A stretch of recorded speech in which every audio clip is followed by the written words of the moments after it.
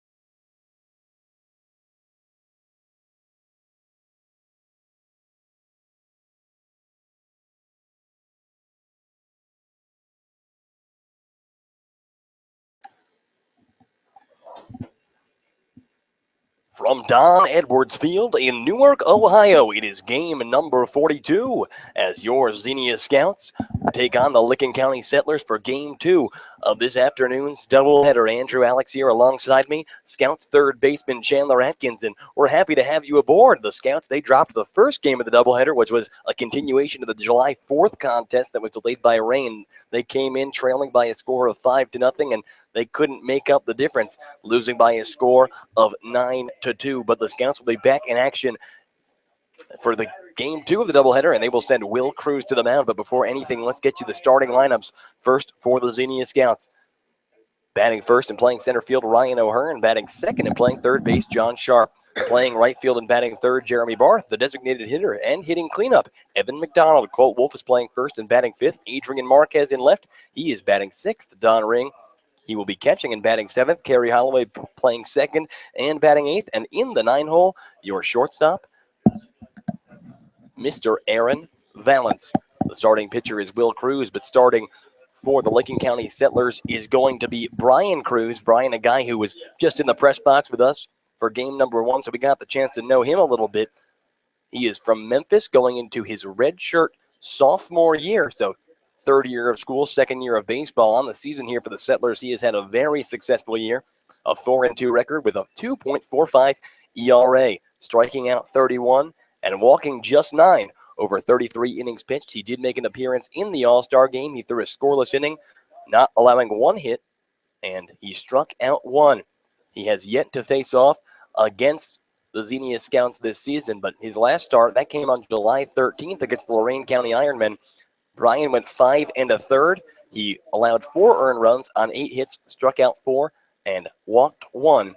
He took the win in that ball game. So we're about to get things underway here, and Ryan O'Hearn's going to come to the plate for the Scouts.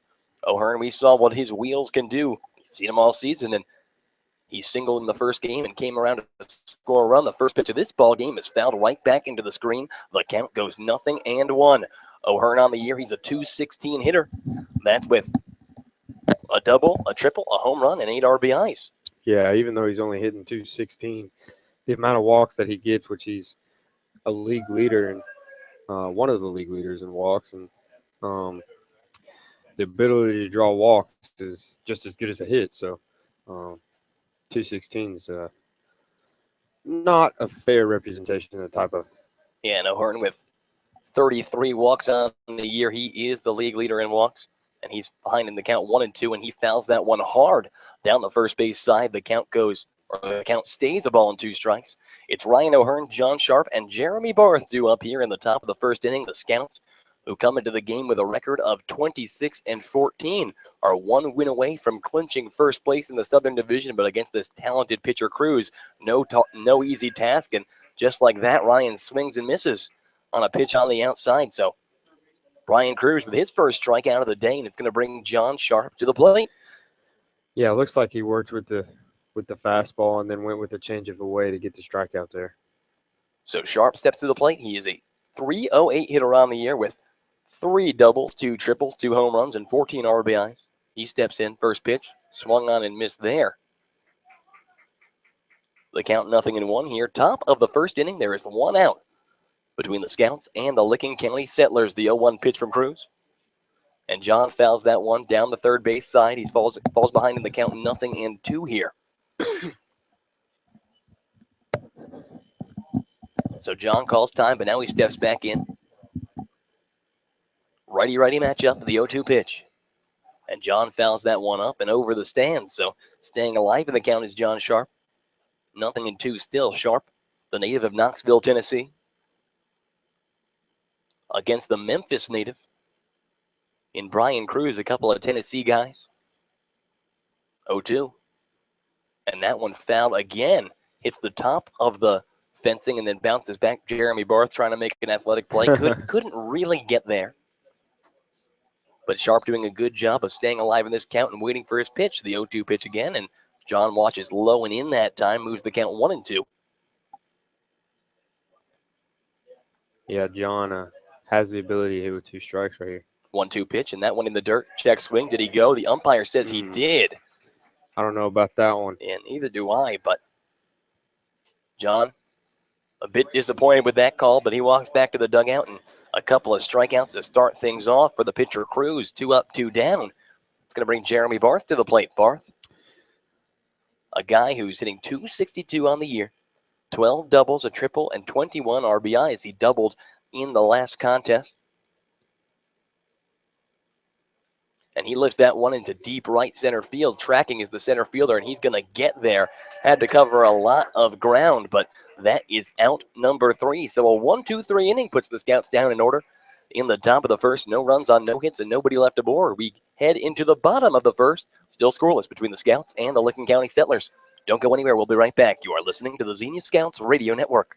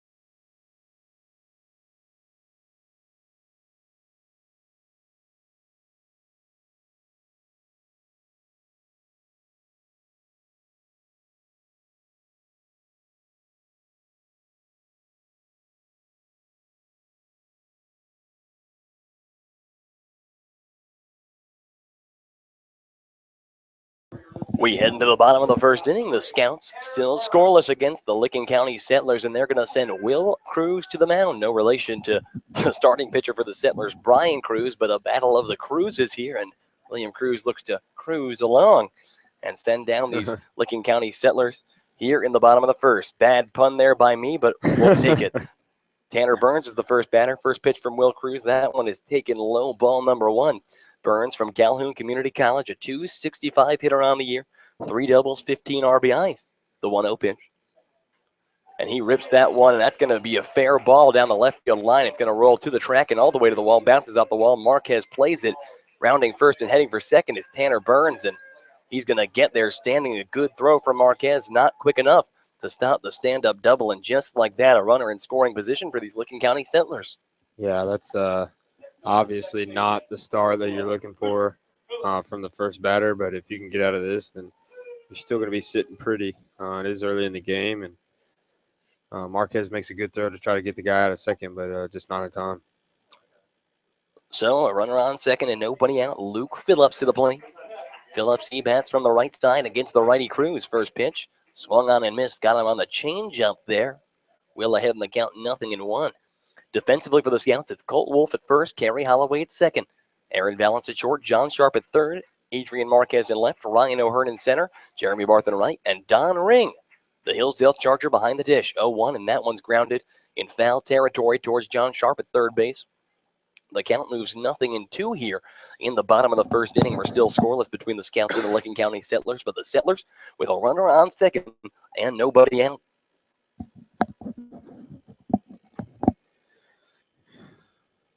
If Cruz can get in and out right here, and that leaves that runner at second base, it's going to help him throughout the rest of this inning. The 0-2 pitch. And that one, he just got a piece of, fouls it straight down. We're going to stay at 0-2. Cruz going up and away there with the fastball, but good job by Phillips to just get a piece of it and stay alive. Luke Phillips from West Alabama. the University of, heading into his sophomore year there. 0-2 pitch coming again now.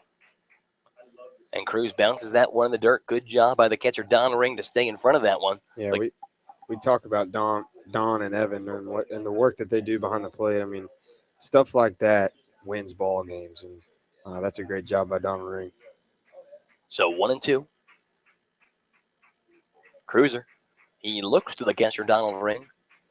Looks to second base. Now he sets and delivers. And that one comes up and in. The runner advancing from third. Don Ring throws over to third, but it's a bit high, and sliding in safely is Tanner Burns. So a free 90 feet there on a ball that kind of just got away from Donald Ring. Yeah, we just kind of talked about how great of a job he did in the ball in the dirt, and then, he kind of just drops that ball. And curse of the commentator. Yeah. So 2-2 the count now with a runner at third and nobody out. The 2-2 pitch. Swung on and missed strike three. He got him there. So Will Cruz strikes out Luke Phillips for out number one. And an important out number one is Cruiser, just trying to limit the damage here and trying to get out of this inning unscathed. And another big opportunity here for Cruz to get closer to getting out of this inning with Kyle Hubbock to the plate. Hubbock from Northern Alabama. A .348 hitter on the year, 15 doubles, 5 home runs, and 34 RBIs. A very talented player. Yeah, I mean, Cruz trying to get out of this inning without any damage, obviously, but number 34 is a pretty good hitter, hitting over .350. So he's going to have to get through this guy first. Here's the pitch, and that one fouled straight back. Count 0-2. So Cruiser ahead in this count on Hubbock. But like we said, a guy with 5 bombs, that's as many as the Scouts leader Adrian Marquez, and 15 doubles is actually first in the league above Evan McDonald with 14. But the count 0-2 here. Cruiser, he delivers. And that one's hit high in the air, but not very deep. The left fielder, Adrian Marquez, calling for it. He comes under it and makes the grab. A couple steps towards home plate is Tanner Burns, but he's not going to tag up on Marquez's arm. So that's out number 2, and a big out number 2 there. Mark it down as an F7. And now with 2 away and a runner 90 feet away, it's going to bring Bo Decker to the plate. Decker, a late replacement here for this Licking County team, the left fielder from Auburn. In just 41 at-bats, he is batting .293, 2 home runs, and 12 RBIs. So pretty good statistics for this new guy. Yeah, I mean, obviously, he goes to Auburn University, which is an SEC school, and so somebody likes the way this guy plays. So, yeah, no kidding. But with 2 outs here, if we can get this guy out, then we're gonna get out of this inning without any damage. The 1-0 pitch, and that one check swing. Did he go? The home plate umpire says yes, he did. So that evens up the count. 1 ball, 1 strike with 2 outs here in the bottom of the first inning. The Scouts and the Licking County Settlers are scoreless. The runner at third is Tanner Burns. The 1-1 pitch from Cruz. And that one is hit down the line, a fair ball past the third base bag. It's going to roll all the way to the wall. Coming home to score is Tanner Burns. Rounding first and heading for second is Bo Decker, and he'll slide in there safely. An RBI double off the bat of Auburn's Bo Decker has broken open the scoring here. The Settlers lead by a score of 1-0. Yeah, that ball hit right down the line, and Adrian able to play this ball better off the wall, and unfortunately was cut off because he might have had to play at second to throw that guy out from the foul pole. Yeah, and unfortunately, like you said, it was really right down the line, like tiptoed down the line. At any point, you think maybe that ball will, spin into foul territory, but it just stayed the course and like walked it like a tightrope. And just like that, the score 1-0 now. And now it brings Robert Emery, another very talented hitter, to the plate.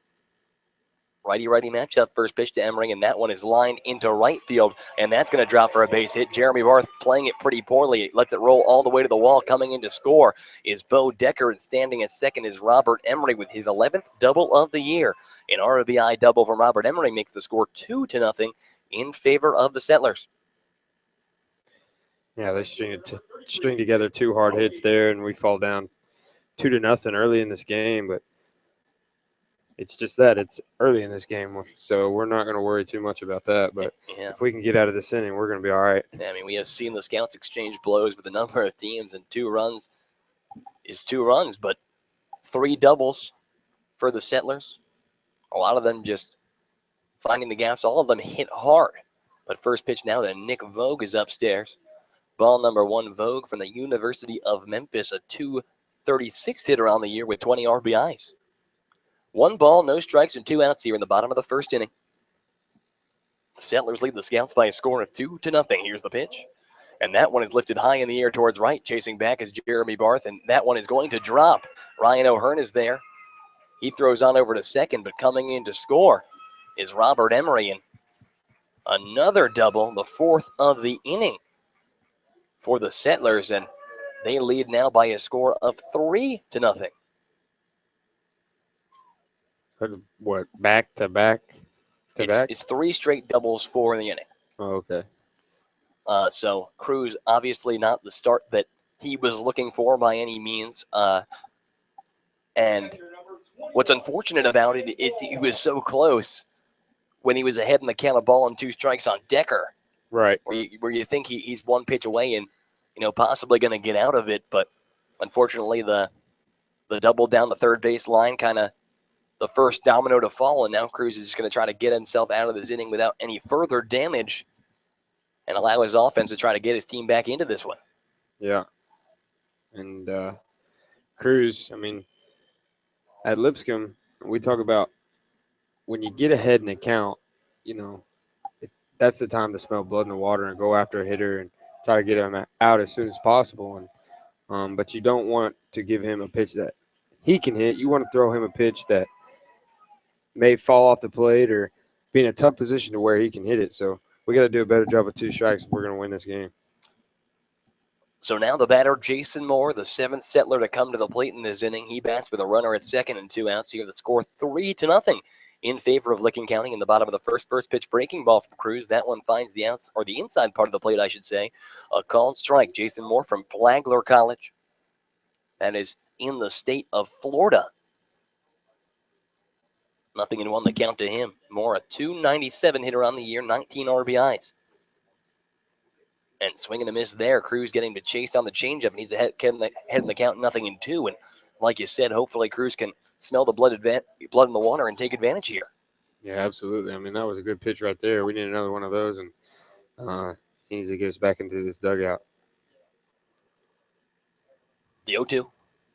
And that one is going to be lined into right field, and that one is going to drop.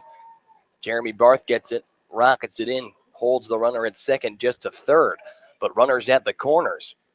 Now 4 straight hits given up by Cruz, 5 in the inning.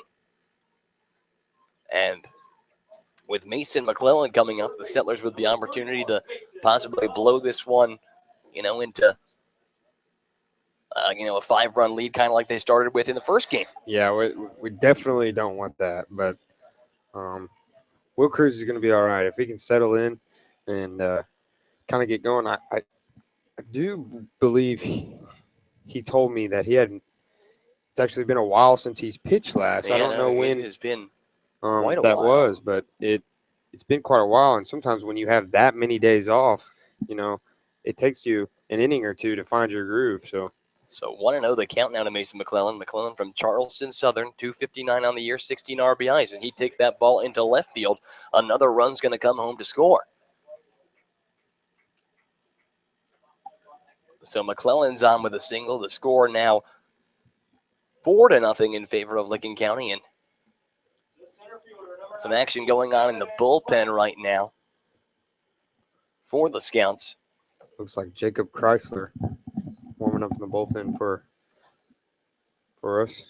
We talk about William Cruz and the amount of time that since he last pitched, and it has been 11 days since he has thrown a live-action game of baseball. That game was against the Galleon Graders. He went 6 innings, allowing 1 earned run on 5 hits, striking out 4 that afternoon. That was the game that the Scouts lost to the Graders by a score of 6-3. But prior to that, Cruz had thrown a number of good games, allowing he had allowed over 16 and a third innings of baseball. He had allowed just 3 earned runs. So Cruz's starts were kind of getting in a groove. But his first pitch there, this time to Evan Flax, is in there for a called strike. Flax, the 9th hitter for the Settlers this inning. Runners at first and second and 2 outs. The 0-1. Delivered on the outs tonight, evens at the count of ball and a strike here with 2 down. And Will Cruz has 2 Hillsdale College teammates, the center fielder Ryan O'Hearn and the catcher Donald Ring. And talking to Ryan and Donald about Will, he's a big piece of the puzzle at Hillsdale College. Oh, huge. And, he is a big piece of the puzzle for the Xenia Scouts organization, his second year with the club. And, one of the guys that a lot of the guys on this team can turn to, when we talk about experience, talk about a guy that's done it before in Xenia under Coach Cates, under Coach Taylor Hargrove, and just a really quality dude. Yeah, for sure. 1 ball, 2 strikes to count now. Cruz, he sets and delivers. And that one's lifted high in the air towards right field. It's going to hook to the right of the foul pole. So we're going to stay at 1-2. A very, very hard hit ball there, but all it is a sigh of relief. If those balls were home runs, Evan McDonald would have 20 home runs on the year. So 1-2 still. Cruz working with his catcher, Don Ring. Probably to his advantage there, right? Working with the guy that you work with all the time. You definitely want to be with a guy that you can trust and a guy that you've been with before behind the dish. And a lot of these pitchers actually got better as they started to get more comfortable with Evan McDonald and Donald Ring behind the dish. So that's a huge part of pitching. 1-2. And that one taken just off the plate. Going to even the count 2-2. Close pitch there by Cruz. A good pitch. Tries to chase there. 2 balls, 2 strikes, but 2 outs here in the bottom of the first inning. 4-0 the score in favor of Licking County.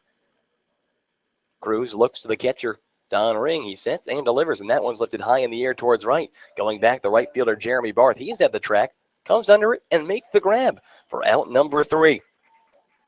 But 4 runs on 6 hits and 2 men left aboard. We have played 1. The Settlers lead the Scouts by a score of 4-0.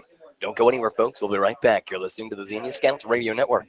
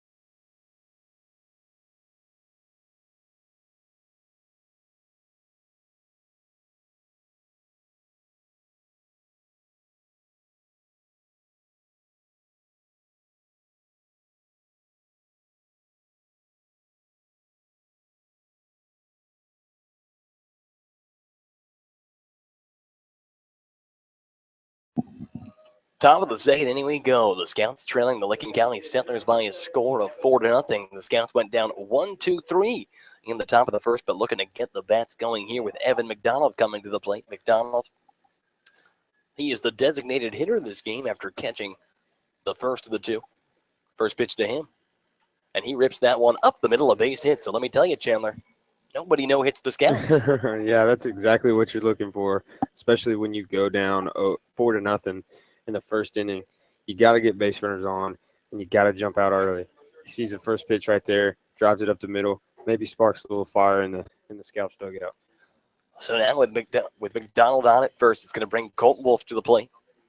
Wolf on the season, a .281 hitter, 20 RBIs. He hacks at the first pitch, drives that one deep into right field. The right fielder, Nick Voog, is going back. He catches it at the track, and that's out number one. Evan McDonald has to trot back to first. So one away, a hard hit ball from Colt Wolf. He'll do that. Yeah, it's definitely to the opposite field. It's unreal how much pop he has to the opposite field. I mean, I think 2 of his 3 home runs are opposite field home runs, and he hits that ball really hard. But this field playing 380 dead center, it's got some space out there in the gaps like that. So 1 out and 1 out for Adrian Marquez. Marquez, the left fielder from Wright State. First pitch to him, that one comes on the inside, a called strike one. Marquez on the year, a .259 hitter. He's got 3 doubles, 2 triples, 5 home runs, and 14 RBIs. One guy that could really, with one swing of the bat, get the Scouts back into this game. The 0-1 pitch, and he takes that one in the air, and that's going to drop in very, very shallow left field. So Adrian Marquez aboard with a single. The Scouts with 2 singles already here, and runners at first and second. They're already doing a good job of getting a rally going and responding here. And in baseball, momentum being such a big thing, a very good job by the Scouts bats. Yeah, that's, like I said, that's what you're looking for. And it looks like that left fielder, he was playing a little bit further back, but this sun at this time of day at this field is really difficult to play at, and on the left side of the infield and even left field itself. So it looks like he could see that ball. So maybe an advantage point for the Scouts. So runners at first and second for Don Ring. First pitch to Ring is taken low and in. Ball number 1. Ring, a .206 hitter on the year, 7 doubles, 8 RBIs for the catcher from Hillsdale College. The pitcher, Brian Cruz, looks to the catcher. Now he has what he wants, the 1-0 pitch, and change-up, swing and a miss there by Ring, evens at the count, a ball and a strike. Don did not catch the first game, but coming in as the catcher here, he's the designated hitter in the first contest. 1-1 pitch, and Don takes that one into left field, a base hit. Evan McDonald, he is at third, and he is going to be held there. But 3 singles have loaded the bases for the Xenia Scouts, and a great momentum swing. Yeah, that's how you do it right there. I mean, get base runners on, and you hit the ball and you score runs. That's how the game works. And now in a big spot, a guy who was very, very successful in the first contest, Kerry Holloway, coming to the plate. Holloway had 2 hits in his 3 at-bats, and a hit here, especially anything in the gap, would bring 1, maybe 2 runs home. Yeah, I mean, Kerry going 2 for 3 in the earlier contest earlier today. He's got to have confidence at the plate right now. When you get 2 hits, that automatically gives you confidence. It doesn't matter how you get them. First pitch to Holloway, and he takes that one, a ground ball that rolls past the shortstop and into left field. Coming home to score is Evan McDonald, and the Scouts have put a run on the board. And you can't draw it up any better than that. That's what you're looking for when you're down 4-0, especially the next inning after you go down 4. Scraping across the run right there, that breaks momentum. So now it's going to bring Aaron Valance to the plate. The bases are loaded for the Scouts with 1 out here. And remember, when we talked to this pitcher, Brian Cruz, and the Licking County Settlers, they have played a lot of baseball.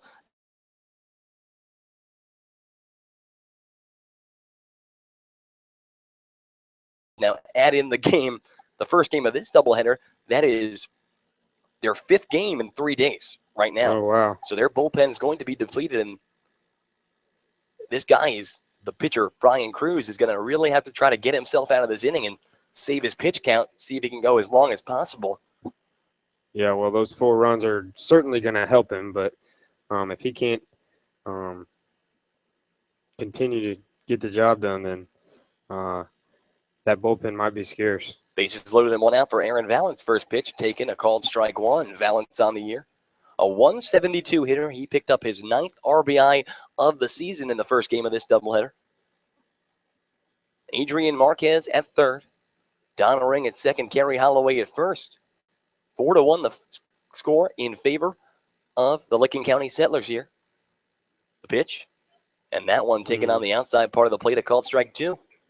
2 good pitches there by the pitcher Cruz, but Valance sort of kind of starting to see some fruits of his labor. I mean, He had a base hit up the middle last night and had a base hit up the middle in the contest before this. So let's see what he can do here. 0-2 pitch taken upstairs. And Valance, like we've talked about before, Chandler, a guy who had a lot of success this past collegiate season with Wayland Baptist, and just struggling right now in a 40-game season. You know, you'll see that sometimes, especially with the adjustment to wood bat. But he's a guy who, you know, playing his second year of summer ball with Athletes in Action, played last year for the Rochester Ridgemen alongside Ryan O'Hearn, and trying to come up in a big spot here for the Scouts. 1-2 pitch, and AV takes on the outside. A good job by the catcher Moore for preventing that one from going to the backstop, because with the speedy Marquez at third base, a passed ball is going to be a run scored. Yeah, we talk about the little things that the catchers do and how much that they can affect the game, and it goes both ways. I mean, he doesn't stop that ball, it scores a run. If Donald doesn't block that ball, he scores a run. So those are big parts of the game that kind of get overlooked sometimes. Especially, you know, when people watch baseball on TV and the pros do it so well, but that's why they're the pros. That's right. 2 balls, 2 strikes. Here's the pitch to AV, and he swings and misses there. Strike 3. A big strikeout there for Brian Cruz, his third of the game, out number 2 here in the inning. And now the bases are going to be loaded with 2 outs for Ryan O'Hearn. O'Hearn, his first time up. He struck out swinging, the first batter to be a strikeout victim of Brian Cruz. O'Hearn, a .216 hitter on the year. 8 RBIs, 2 doubles, a triple, and a home run. But remember, he's the best in the league at drawing walks. First pitch to Ryan. Ooh. That one taken on the outside part of the plate for a called strike. 0-1 goes the count. This infield is going to have to be able to, especially if Ryan hits the ball to the left side of the field, get the ball over to first base as fast as possible. 0-1, grounded foul, first base side. 0-2 goes the count here. No balls, 2 strikes, but 2 outs. In the top of the second inning, Scouts trailing by a score of 4-1. It's Adrian Marquez at third, Don Ring at second, and Kerry Holloway at first. The pitcher, Brian Cruz, looks to the catcher, Jason Moore. Big 2-out opportunity for Ryan O'Hearn right here. If we can scrape across a few more runs with what we got going in this inning, that would be huge. The 0-2 pitch. And that one taken just off the plate. A good take there by Ryan O'Hearn. Some of the stands thought that was strike 3, but the fastball just off the plate moves the count of ball and 2 strikes. O'Hearn, a hit in the first game, an infield hit. 1-2. And he swings and misses there. Strike 3. He got him on the changeup. So that finishes it for the Scouts in the top of the second. 1 run on 4 hits and 3 men left aboard. We have reached the middle of the second inning, and the Scouts trail the Licking County Settlers by a score of 4-1. Don't go anywhere, folks. We'll be right back. You are listening to the Xenia Scouts Radio Network.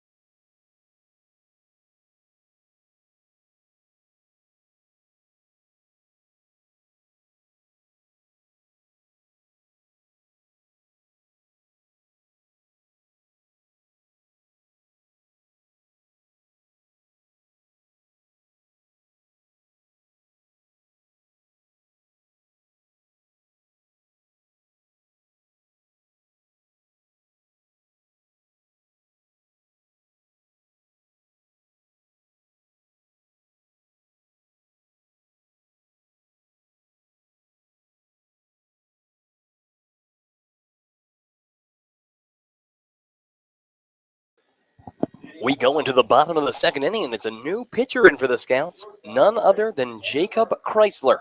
Chrysler from Mount Vernon Nazarene University has had an incredibly successful season thus far for the Scouts from the mound.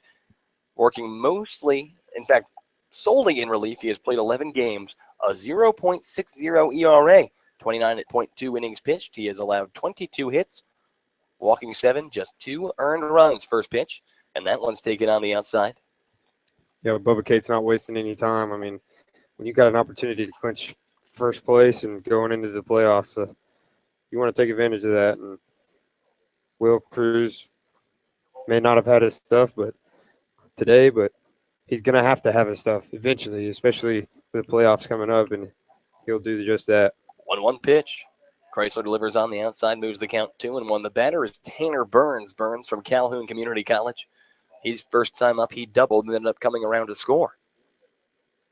2 balls and a strike here. The pitch. And that one swung on and missed. Evens up the count, 2-2. We are in the bottom of the second inning. The Settlers lead the Scouts by a score of 4-1. It's Burns, Phillips, and Hubbock due up for the Settlers here in the home half of the second. 2 balls, 2 strikes. Chrysler looks to Don Ring. He sets and delivers. And that one swung on and missed. Or are they going to say you got to fouled it off his leg? Fouled it off. Yeah, fouled it right off his leg. That is the danger of the angle that we're at. So the count's going to stay 2-2. Sorry for the anticlimax there. And remember, we're also looking at the out-of-town scoreboard a lot with the Steam taking on the Hamilton Joes there in the top of the first, still scoreless. So nothing to lose breath over there. But a Hamilton win here in Game 2 would make it all the more important for the Scouts to pick up a win here in Game number 2 of their game, because with the Scouts losing Game 1 of the doubleheader and the Joes winning Game 1 of their doubleheader, the Joes have narrowed the Scouts' lead in first place in the South to just 1 game. But remember, if the Scouts can pick up a win here, regardless of what Hamilton does, the Scouts have the tiebreaker. Right. So they would clinch the division championship, at least a piece of it, but it wouldn't matter because the Scouts would have home field advantage and the first round bye going into the playoffs. 2-2 the count now. Chrysler sets and delivers. And that one is hit up the middle, and that one's going to go into right field, a base hit. So a leadoff hit for Tanner Burns, his second of the day already, and the Settlers with 1 on and nobody else going to bring Luke Phillips to the plate. Phillips from West Alabama, his first time up. He was the first strikeout victim, the only strikeout victim of Will Cruz. Phillips, a 301 hitter on the season. 6 doubles, a couple of home runs, and 22 RBIs. He bats from the right side against the right-handed pitcher, Jacob Chrysler. Runner at first is Tanner Burns. Burns taking a decent-sized lead over at first pitch, and that one's lifted into right field. Jeremy Barth's going to track over a couple of steps and make the grab for out number 1. Yeah, that was a good play by Barth. I mean, he's not having to deal with the sun like Marquez is, but for Chrysler to go ahead and get that out and the ability to turn a double play right here and get us back into the dugout is exactly what you're looking for. And Chrysler, he'll turn a lot of double plays. And that is one of his specialties. He's gotten himself, for only having 3 earned runs on the season, he's gotten himself out of innumerable jams. First pitch to Kyle Hubbock, taken on the outside. Chrysler, a whip on the season. We talk about whip, that's walks plus hits per innings pitched. So basically how many base runners you're going to let on per inning. And he is just under 1. A .98 whip. Chrysler's batting average against is .204. And that's for the Scouts. Think about this. The Scouts' team batting average against is .230. Pretty good. 1-0 pitch, and that one's fouled straight back into the screen, even to the count of ball and a strike. 1 ball, 1 strike with 1 out here. A runner at first in the bottom of the second inning. The Scouts trail the Licking County Settlers by a score of 4-1.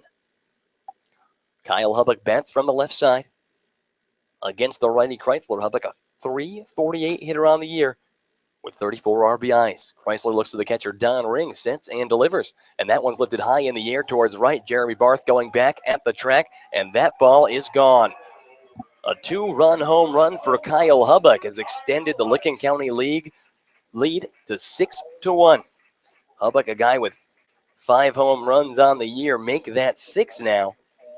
And he hits a home run off a very good pitcher in a very big spot for this Licking County team, who is also trying to lock up a playoff spot. Right.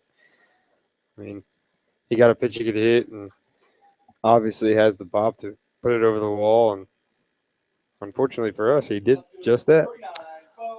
So the bases are cleared here in the bottom of the second inning. 6-1 the score now. 1 down, and it's going to bring Bo Decker to the plate. Decker, his first time up, a double down the third base line that scored the first run of the game for the Settlers. First pitch from Chrysler. That one finds the zone, a called strike.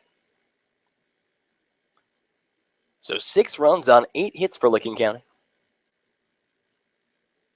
0-1 pitch is hit high in the air towards center. Ryan O'Hearn tracking back, comes under it, makes the grab. Out number 2. And this Settlers team, this is a tough one for the Scouts to beat. And a team that the Scouts have the season series on every team in the division other than the Settlers, who the best the Scouts could do is make it a 4-2 deficit. Yeah, I mean, for whatever reason, we have a really hard time when we face the Settlers. And First pitch up the middle. Aaron Valens can't make the play on the backhand over by shortstop. That rolls into left field. So Robert Emery aboard. They're going to mark it as a hit. So 1 on and 2 outs. It's going to bring Nick Voog to the plate. Voog, his first time up, a double. Oh, Vogie. Check that, Nick Vogie. A .236 hitter on the year, 5 doubles, a triple, and 20 RBIs. Vogie from the University of Memphis, same school as the starting pitcher Brian Cruz. 1 on and 2 outs. Chrysler sets and delivers first pitch, and that one is taken into left field. Taking a couple steps back is Adrian Marquez. He dives and makes, they're going to say he didn't make the catch. Did he not make the catch? yeah, I don't know if that ball dropped in front of his glove, but kind of have an obstructed view with this fence in front of us. But might have had something to do with the sun, too, the way that he was tracking that ball in left. Yeah, it definitely had something to do with the sun. I mean, like I mentioned earlier, this sun is just brutal at this time of day here at whatever field this is. But seems like the Scouts just can't catch a break. You know what I mean? So give him a hit there. Runners at first and second to 2 outs. The batter now, Jason Moore. Moore is 1 for 1 on the day. 6 runs on 10 hits through 2 innings for the Licking County team. First pitch from Chrysler. That one framed just low and away. The count goes 1-0. But remember, silver linings. The Scouts were making Brian Cruz look pretty human in the top of the second inning. So hopefully they can do something with that. Ground ball over to third base. John Sharp takes it, steps on third for the force, out number 3. But 2 runs on 4 hits and 2 men left aboard for the Licking County Settlers in the home half of the second. We have played 2. The Settlers lead the Scouts by a score of 6-1. Don't go anywhere, folks. We'll be right back. You are listening to the Xenia Scouts Radio Network.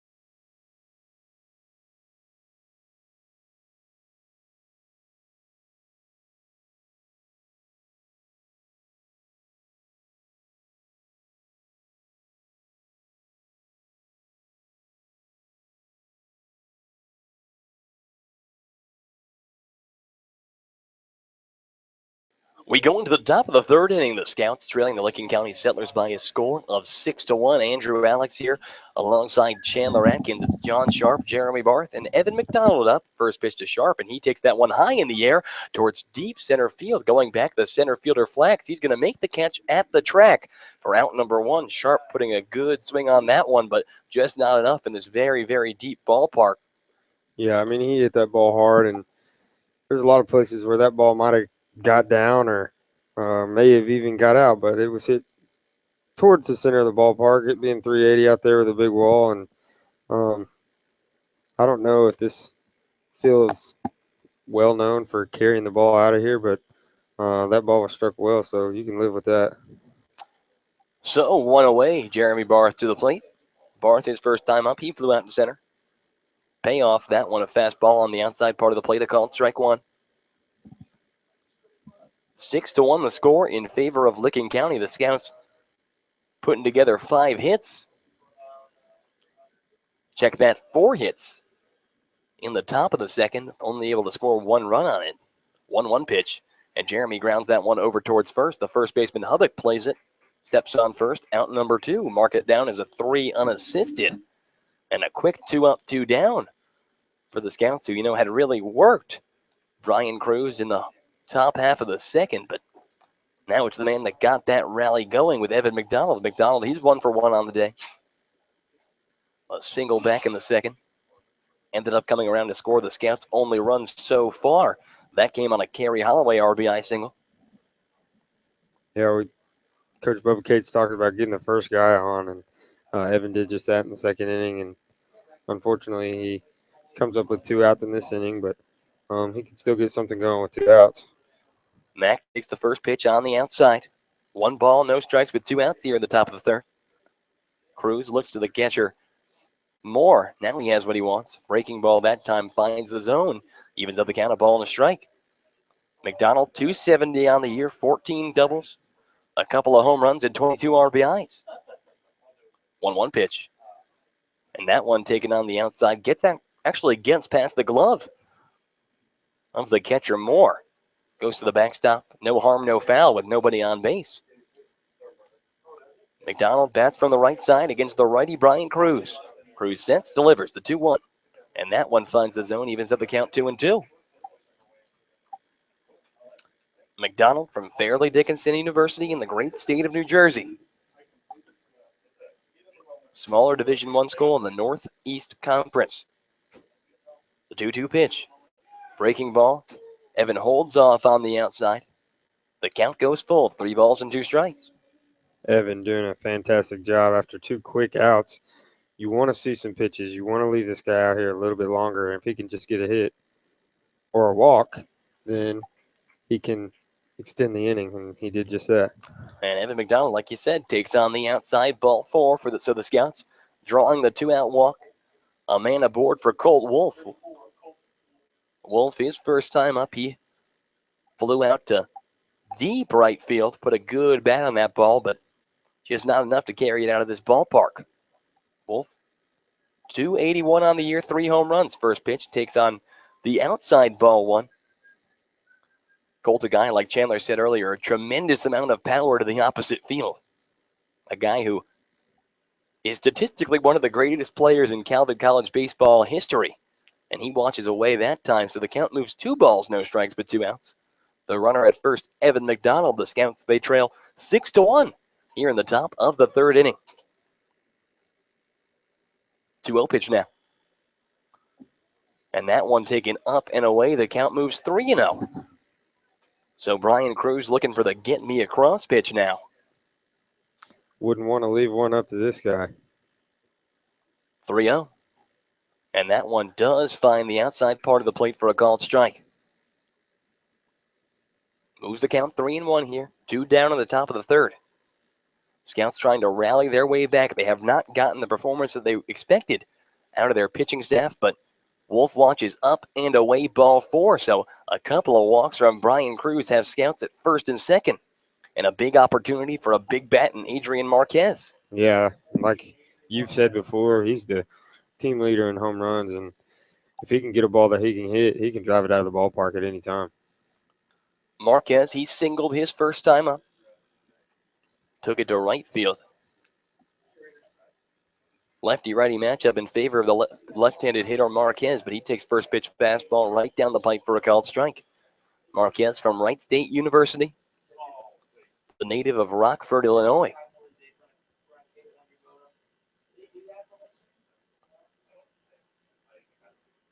Oh, 1. And swing and a miss there from Queso. He falls behind in the count. 0-2 here with 2 down. It's Evan McDonald at second. Colt Wolf at first.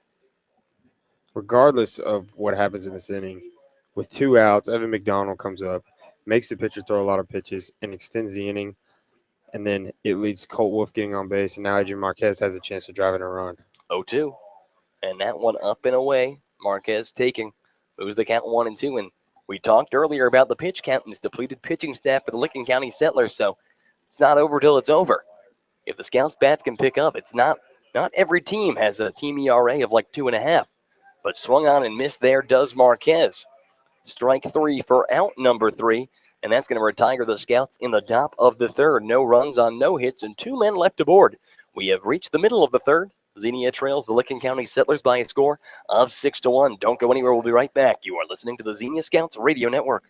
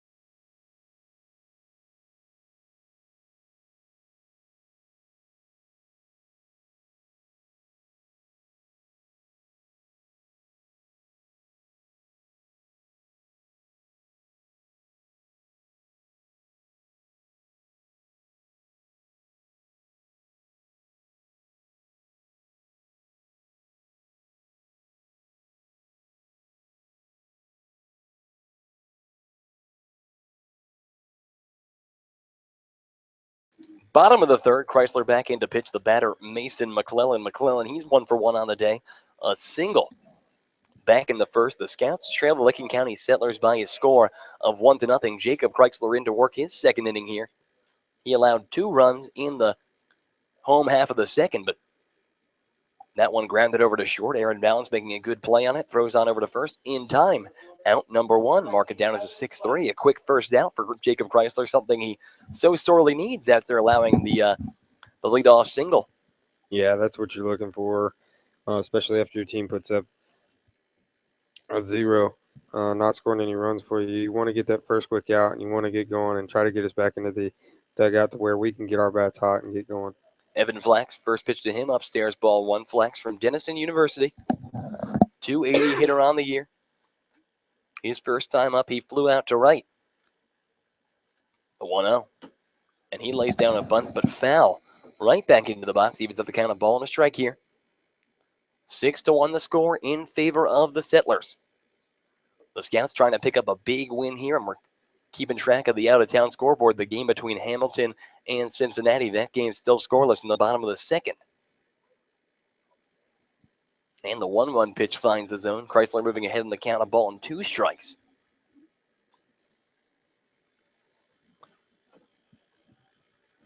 One-two pitch. And that one is lined into left field. That one's going to drop for a base hit. Marquez is there. It's going to hold Evan Flax to a single, but the 11th hit of the day for the Licking County Settlers has 1 on and 1 out. Now it's back to the top of the order with Tanner Burns batting for his 3rd time in as many innings. Yeah, they're obviously just seeing the ball well. So they are playing at their home field, and sometimes there's a little home field advantage to seeing the baseball when you're up at the plate. So 1 on, 1 out for Tanner Burns. Burns, 2 for 2 on the day. He has scored twice. A double in the home half of the first, a single in the second. Pickoff attempt there from Chrysler. Chrysler, who has allowed 2/3 of the amount of runs that he had all season in this game already, but that's just more of a testament to how well he had pitched up to this point in the season.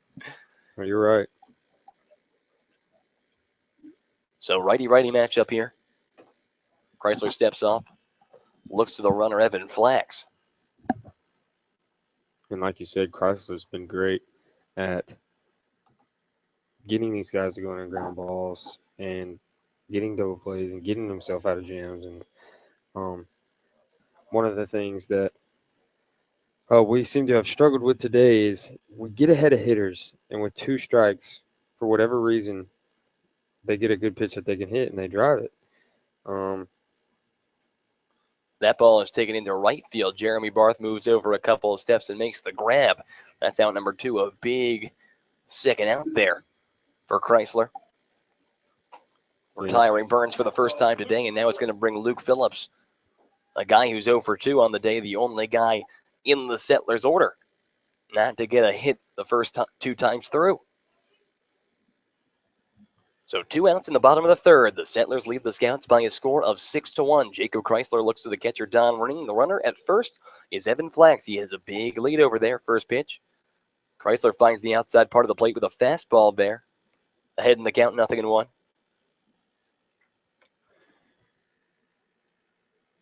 Chrysler doing a good job trying to get ahead of these hitters. I mean, putting himself in a good spot to get outs, and that's what you're looking for in a pitcher. The 0-1. And that one is lined over the glove of the second baseman, Kerry Holloway, and into right field. A base hit for Luke Phillips. So now everyone in the Licking County order does have a hit. It's their 12th hit of the day. And runners at first and second with 2 outs here, and it's going to bring the guy who his last time up, a 2-run homer, Kyle Hubbock. Hubbock, that was his 6th home run of the year. 36 RBIs, a .348 hitter on the season. He bats with runners at first and second and 2 outs here in the bottom of the third. First pitch from Chrysler. And that one's fouled down the first base line. 0-1 goes the count. The Scouts, a very, very, very important game. Can't understate it enough. Yeah, this is a big one. You want to win this one. Take the pressure off tomorrow. Have to win tomorrow in order to conceal the first place in the South Division. So, and the 0-1 pitch hit high in the air. The third baseman Sharp is looking at it. He comes under it, makes the grab. Out number 3. So no runs on 2 hits and 2 men left aboard for Licking County in the bottom of the third. We have played 3 innings of baseball here at Don Edwards Stadium in Newark, Ohio. The Scouts trail the Licking County Settlers by a score of 6-1. Don't go anywhere, folks. We'll be right back. You are listening to the Xenia Scouts Radio Network.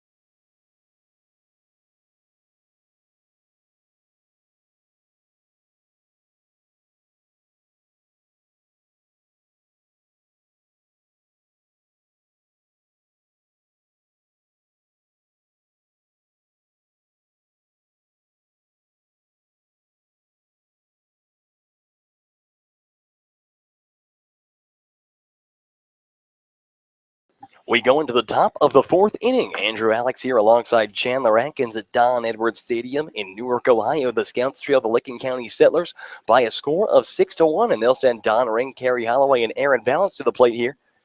And first pitch for Brian Cruz, his 50th pitch of the game, in there for a called strike. Don Ring 1 for 1 on the day.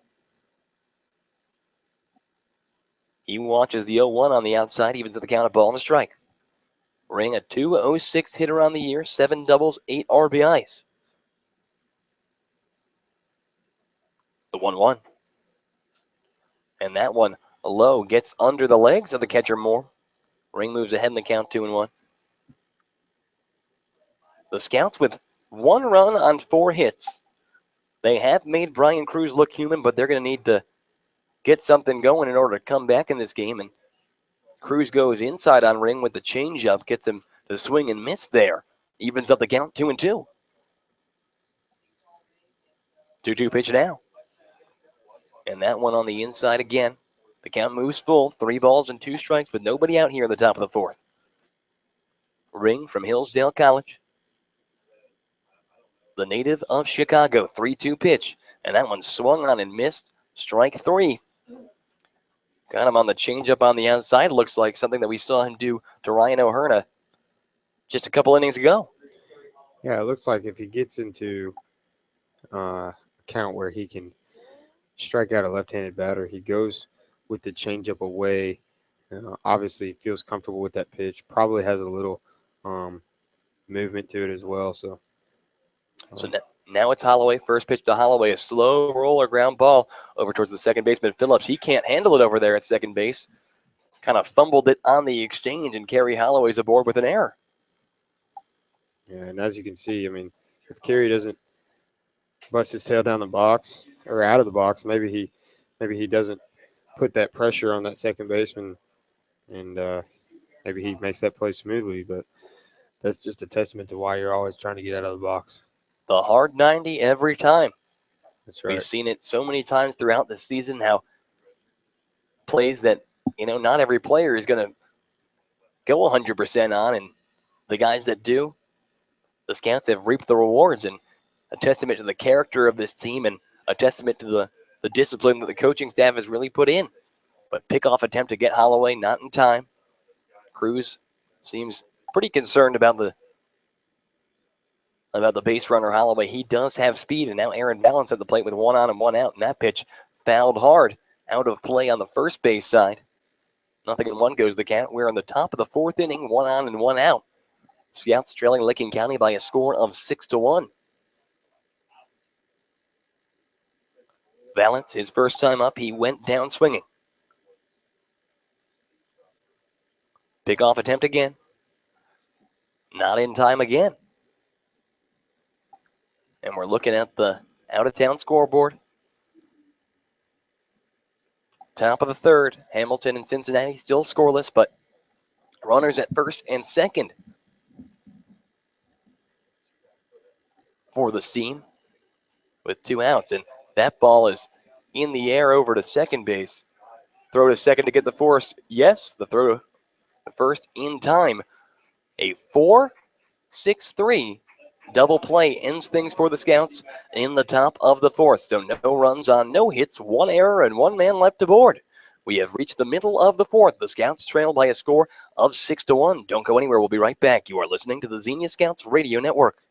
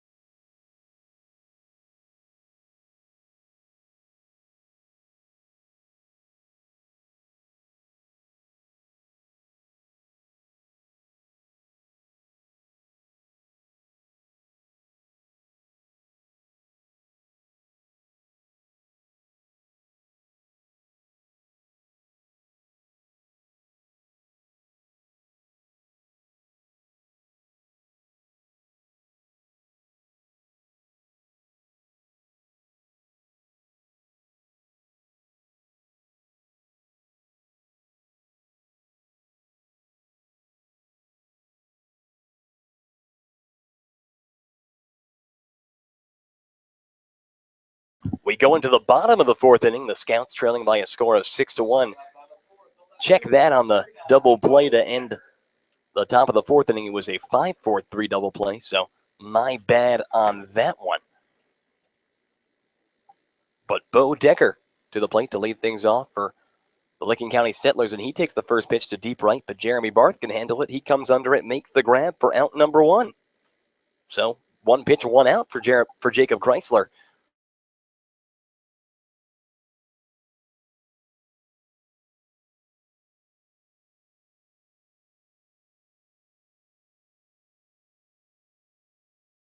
Double back in the first and a single in the second. He was stranded that time. But Emery played his first year at Dartmouth, transferring to the University of San Francisco this year, and he hacks at the first pitch again. And he drives that one into center field, but Ryan O'Hearn's going to be under it, and he makes the grab for out number two. So the first two batters that come to the plate for the Settlers attacking the first pitch, resulting in a couple of flyouts, and Jacob Chrysler flying through this inning so far. And with two away, Nick Voog to the plate. Yeah, that's exactly what you want. We got to get this offense going, and nothing better than to start it off with a quick inning. See if we can get this third out pretty quick, too. First pitch on the outside. Vogie, a .236 hitter on the year. 5 doubles, a triple, 20 RBIs. He does have a couple of hits today, one of them an extra base hit, and he goes right up the middle. That one going right under Chrysler's leg and rolling into center field, a base hit. So the 13th hit of the day for the Licking County Settlers. Number 3 for Nick Vogie, and 1 on and 2 outs for Jason Moore. Moore is 1 for 2 on the day, a single and a ground out. Bottom of the fourth inning, the Scouts, they trail by a score of 6-1 to the Licking County Settlers. First pitch, that one fouled straight back into the screen. 0-1 the count. Jason Moore from Flagler College, he's the catcher tonight. That's a Flagler College, a small Division III school in the state of Florida, known actually as one of the most beautiful schools in the country. Pickoff attempt over to first to try to get Nick Vogie, not going to be in time. Moore, a .297 hitter coming into the game, 20 RBIs.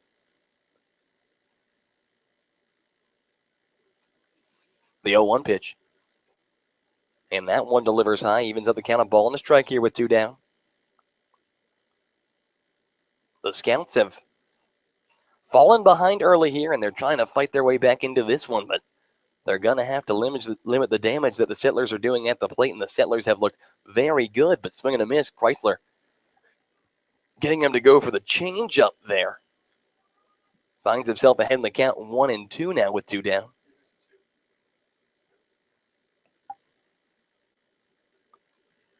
Chrysler looks to Don Ring.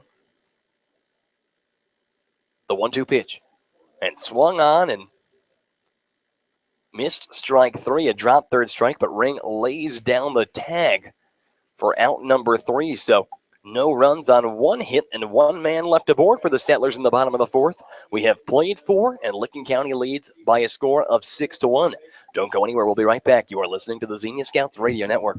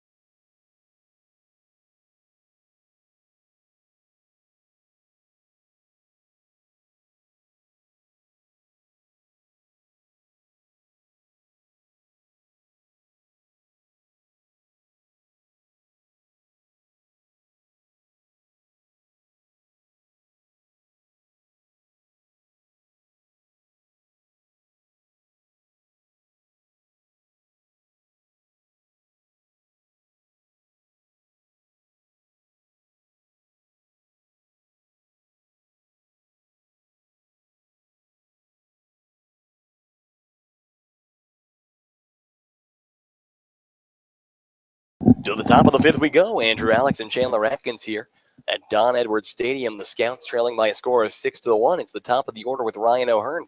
First pitch to O'Hearn, grounded over towards second base. It's going to be a tough play. Toss over to first is going to be in time. The second baseman with a little bit of a shuffle pass to get the speedy O'Hearn for out number one. And O'Hearn doing the hard 90 as always, but unable to beat it out that time. Mark it down as a 4-3 in your books for out number one. It's going to bring John Sharp to the plate. Yeah, I mean, he hits that ball. Ryan O'Hearn hits the ball. You're going to have to make a play on it. And Sharp attacks the first pitch, a hard ground ball down the first base line. The first baseman Hubbock's going to take it himself, step on first, out number two.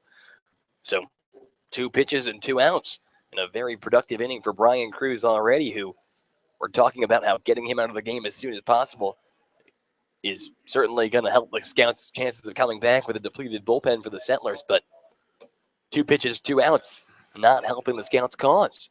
Yeah, I mean, when your pitcher goes out there and he puts together almost a 1-2-3 inning, I mean, you have to think he threw maybe 10 pitches last inning, but. And Jeremy Barthless, the 1-0 pitch into center field. The center fielder Flax comes under it and makes the grab. So a 4-pitch inning, a 1-2-3 inning for the Settlers pitcher Brian Cruz. The Scouts go down, no runs on, no hits, and nobody left aboard in the top of the fifth. A quick inning, but don't go anywhere. We'll be right back. You are listening to the Xenia Scouts Radio Network.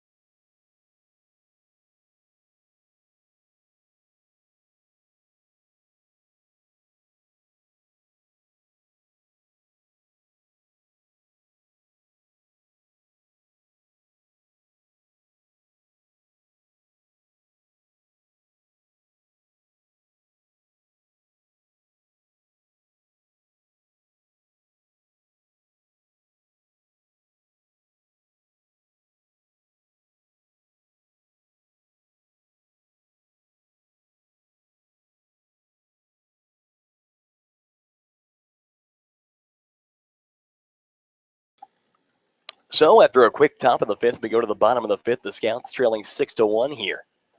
Mason McClellan to the plate to face off against Jacob Chrysler. Chrysler's first pitch is low and away. Ball number 1. And we talk about what's going on in the other game between the Hamilton Joes and the Cincinnati Steam is broken bat. Foul ball, like half the bat broke off, and it was like a spear flying over towards the third base coach of the Licking County Settlers, but everyone's okay. So it's all good, just even though the count 1-1. But to finish my point, the Steam and the Joes are in the bottom of the third inning, and the Joes have the bases loaded with nobody out. They already lead by a score of 1-0. The go-ahead run to break the tie came on a bases-loaded walk issued to Dane Toughlin. So if the scores were to hold, it would set up a very, very interesting final Sunday of the season between those two teams, a final Sunday that the Scouts want no part of as they try to come back in this game. Still plenty of baseball left to play. But the Count even up a ball and a strike to McClellan. McClellan, the third baseman from Charleston Southern. He's 1 for 2 on the day, a single in the first. He grounded out to short back in the third. 1-1 pitch. Breaking ball comes on the inside this time. Moves the count 2 balls and a strike. In the bottom of the fifth inning, nobody out. Licking County leads by a score of 6-1, the 2-1 pitch. And Chrysler delivers low and away, moves the count 3-1. It's McClellan, Flax, and Tanner Burns due up here in the bottom of the fifth. 3-1 pitch, and that one's going to be taken low and away, ball 4. Jacob Chrysler issues a leadoff walk to Mason McClellan, and just like that, another man aboard for this Licking County team who's looking to extend their lead. And they're going to send Evan Flax to the plate now to try to do just that. Flax is 1 for 2 on the day, a single and a fly out to right. His single coming off of Chrysler.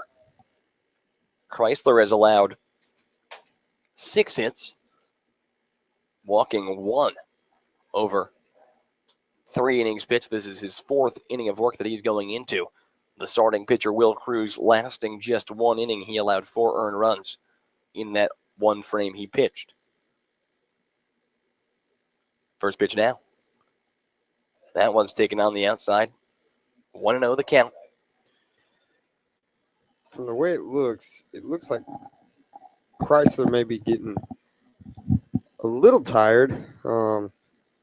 But let's see if he can recover from this leadoff walk and then first pitch ball to the hitter, Flax.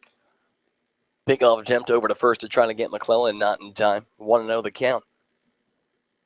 Don Ring sets up the 1-0 pitch. And that one's taken up and away. Ball number 2. So Jacob Chrysler, like Chandler just mentioned, kind of struggling to find the zone here in his 4th inning of work. And, you know, a guy who's not accustomed to going that long, but he has gone 5 innings or 6 innings in relief before. The 2-0 pitch, that one finds the inside part of the plate. A called strike moves the count 2-1. And the Settlers have just been the thorn in the scout side all throughout the season, man.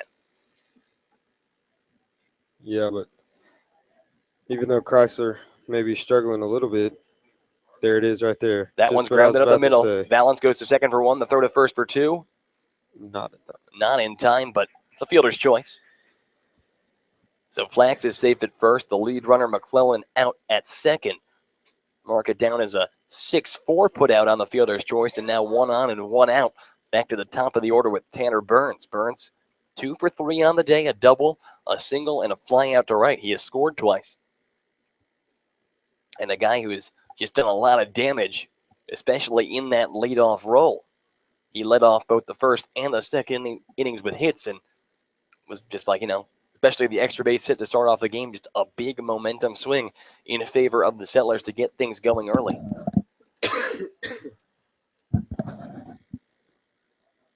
Yeah, I mean, he's been doing a good job at the plate, but ground ball double play would be just what Chrysler needs and get rejuvenated. And hopefully, with Evan McDonald coming up, he's put together 2 quality at bats. So hopefully we can have a longer inning than we did last inning.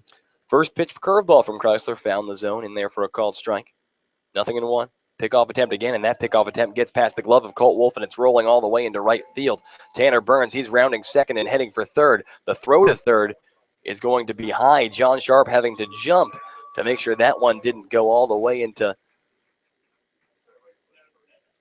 left field. But so an error on the pickoff attempt sends the runner from first to third. And, you know, we just talked about the possibility of the 6-4-3 double play, 4-6-3 double play, whatever, to get Chrysler out of the inning. And with that error on the pickoff attempt, that option is now off.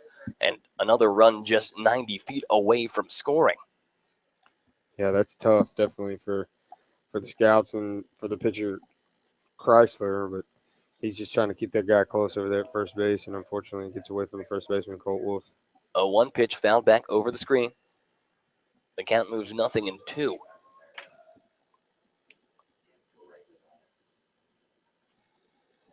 Top of the 4th. Hamilton leads Cincinnati 2-0. We'll keep you updated on that one. But in this one, it's the bottom of the 5th with 1 out and a runner at third. The Settlers lead 6-1. And the 0-2 pitch is lifted high in the air towards left foul territory. Looks like it's going to go out of play, and it does. John Sharp, the third baseman, tracking a long distance there all the way to the fence just to watch it fly. The count's going to stay 0-2. A lot of guys on this Licking County team from the state of Alabama, state of Tennessee, a more southern-based team, and that's not something you see all the time here in the Great Lakes League. I mean, the scouts have people from all over, but that's just because of the way Athletes in Action recruits. As time is called here for Jacob Chrysler to tie his shoe.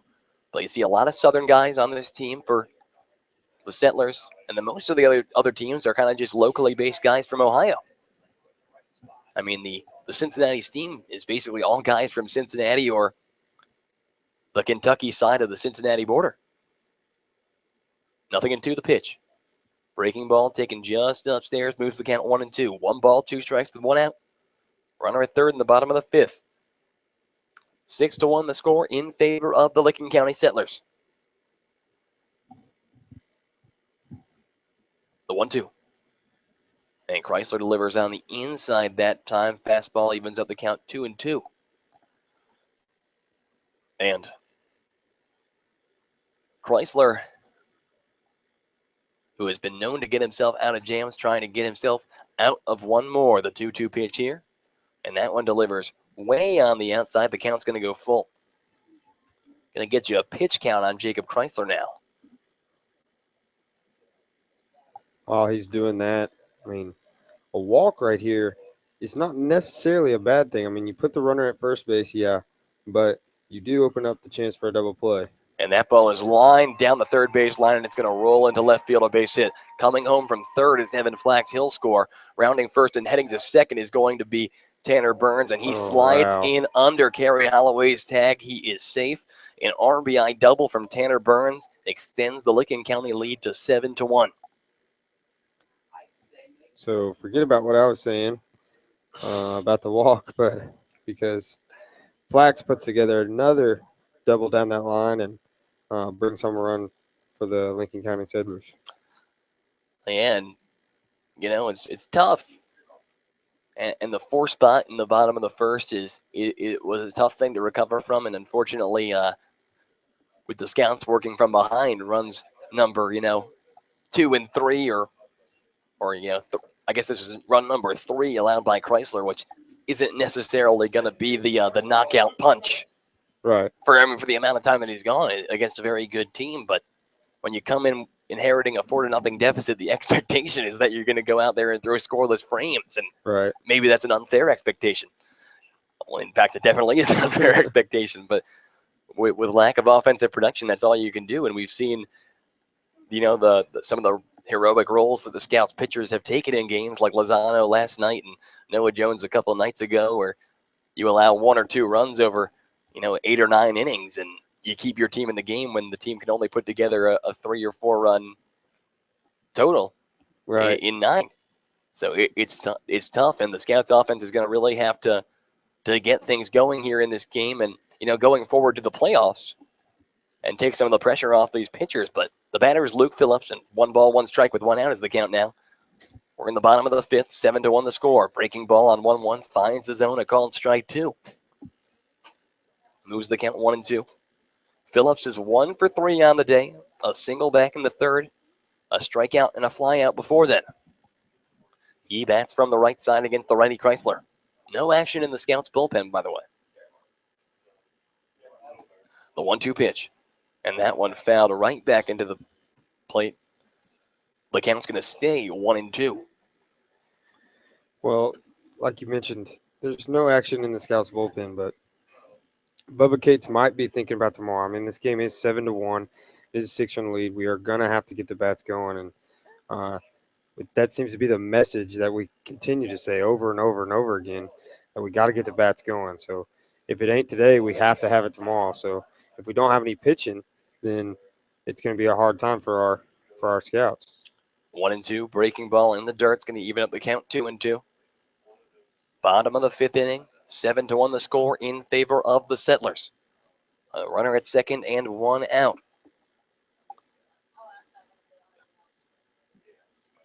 Chrysler looks to the catcher, Don Ring. He has what he wants. And he looks back to the runner, Burns at second, trying to hold him there. So he steps off, and we're going to wait for the 2-2 again. Chrysler being very careful with the runner Burns at second. The speedy leadoff man worth worrying about, but that ball is taken in the air towards right. It's going to drop foul a couple feet to the right of the right field line. We're going to stay at 2-2. Chrysler's pitch count now is at 56. And that is through 3 1/3. His ERA on the season coming into this game, a .61 ERA. That is gone up a tad in this game. Here's the 2-2 pitch. And that one, a ground ball over towards short. Aaron Valens tries to field it, but can't make the play. It rolls under his glove and into left field. The throw from Marquez home is going to be in time to get Tanner Burns, who was trying to advance. So that's out number 2. Yeah, we've been talking about Marquez's arm all night. And finally, they take a chance right there, up 7-1 to score another run, and Marquez ain't having it tonight. So Phillips is at second on the error. So just call it an out. Essentially, you get the lead runner, but another runner at second, a speedy runner at second in Phillips, and it's going to be a very dangerous hitter in Kyle Hubbuck to the plate. Hubbuck is 1 for 3 on the night, a 2-run homer back in the second. Runner at second and 2 outs. Bottom of the 5th inning, 7-1 the score in favor of the Settlers. Hubbuck hits from the left side against the righty Chrysler. First pitch. And that one comes low and in, ball number 1. Hubbuck, 348 on the year. One of the most dangerous hitters alongside Emery in this lineup.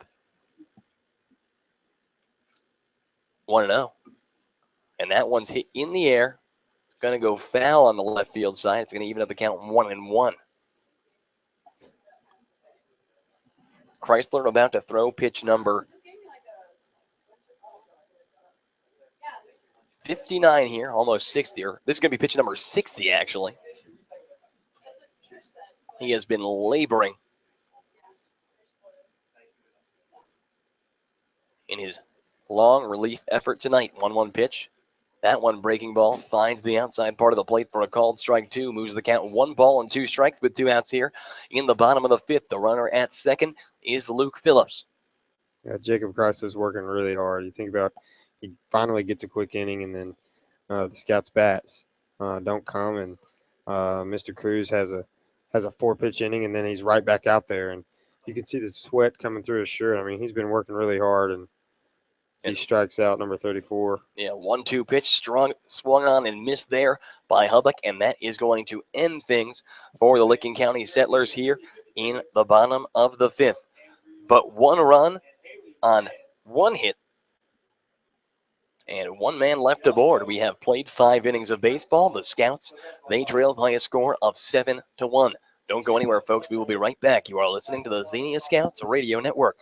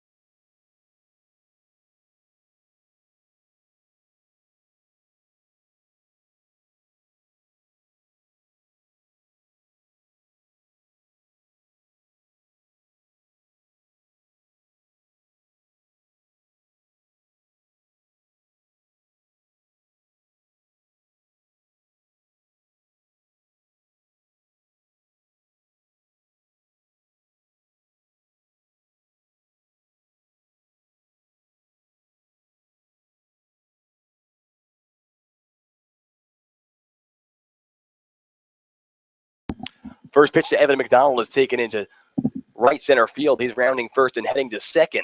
And Evan McDonald will stand there, a stand-up double to lead things off on the first pitch here. Sorry, before we could even get things going.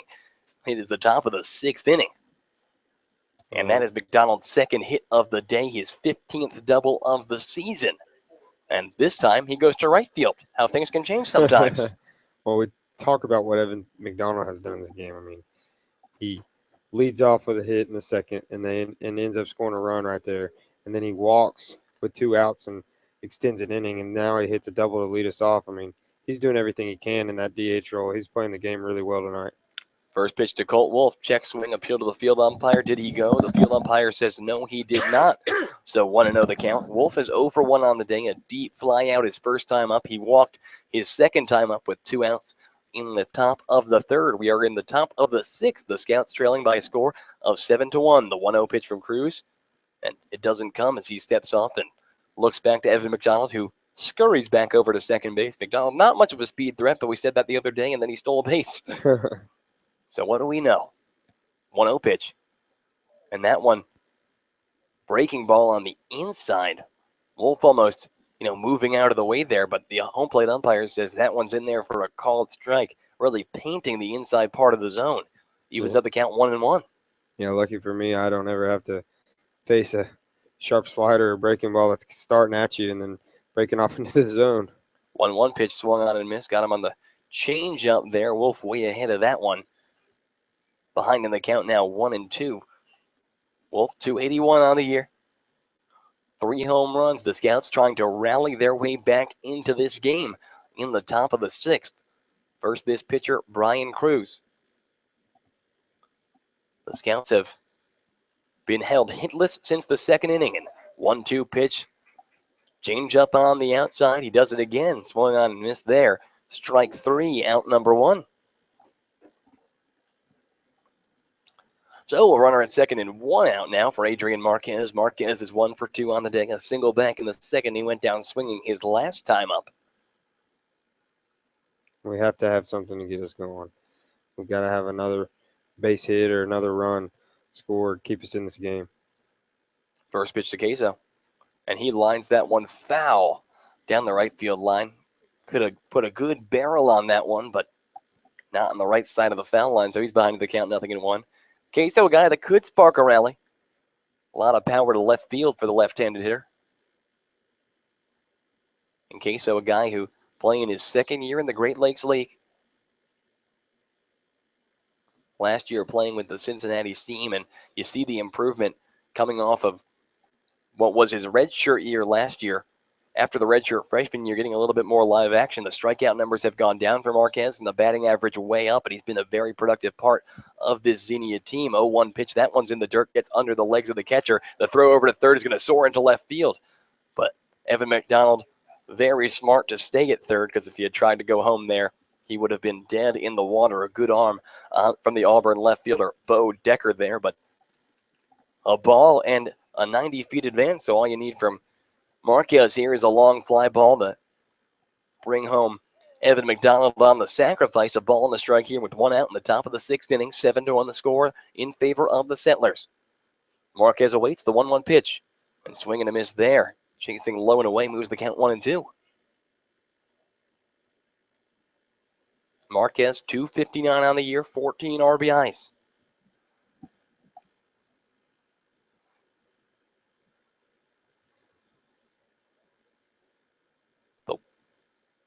And the pitcher, Cruz, looks over to Evan McDonald at third, chases him back. Brian Cruz now. Is that not a balk? 70 pitches in. No, it's not a balk because he didn't start his motion.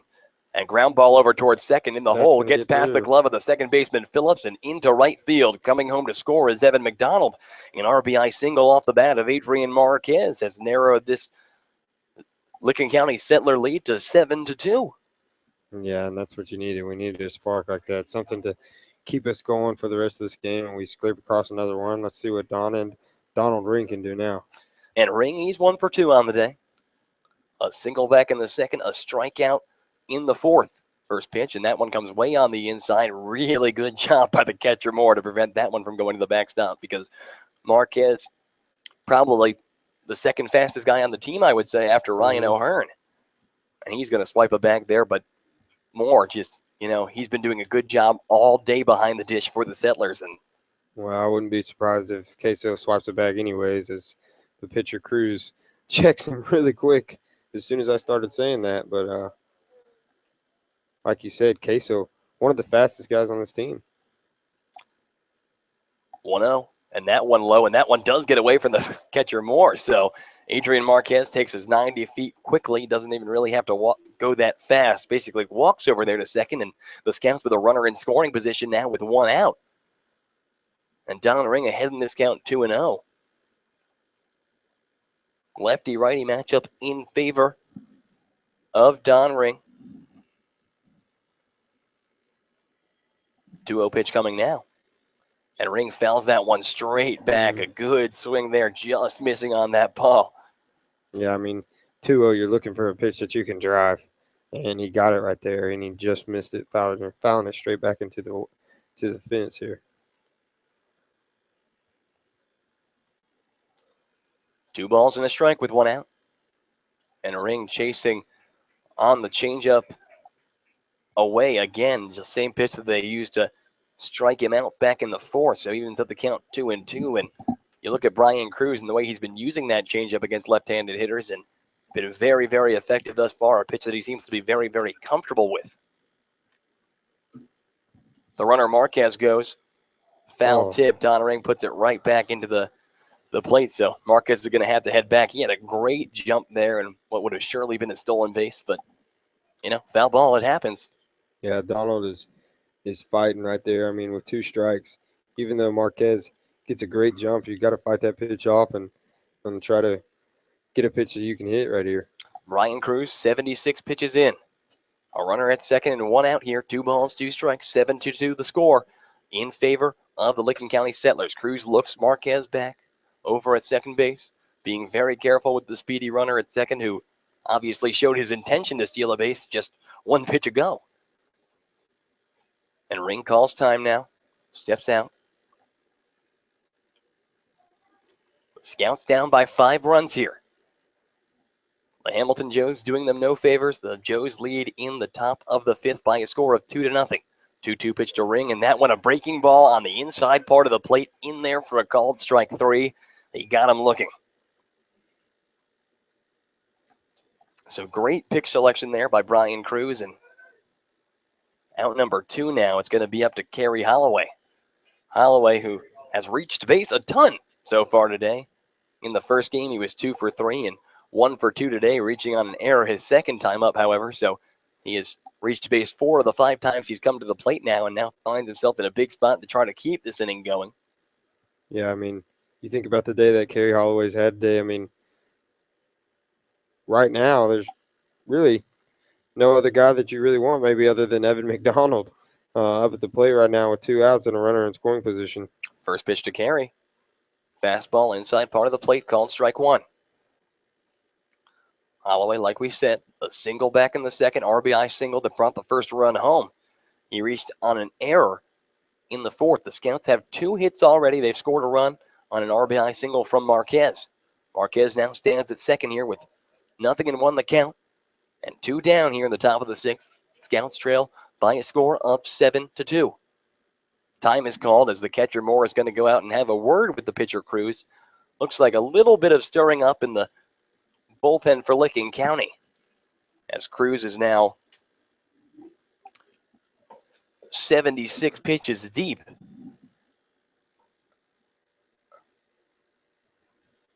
But a big inning for him to complete here, is it's like we said, the Settlers have played a lot of baseball in the last couple of days, and they're going to try to get 7, maybe 8 from him if he can. So Holloway steps back in now. 0-1 the count here with 2 down. And that one is lifted into center field. Chasing it is going to be the center fielder. He's called off by the second baseman, Phillips, who makes the grab, out number 3. But 1 run on 2 hits and 1 man left aboard. We have reached the middle of the 6th inning, and the Scouts trail by a score of 7-2. Don't go anywhere. We'll be right back. You are listening to the Xenia Scouts Radio Network.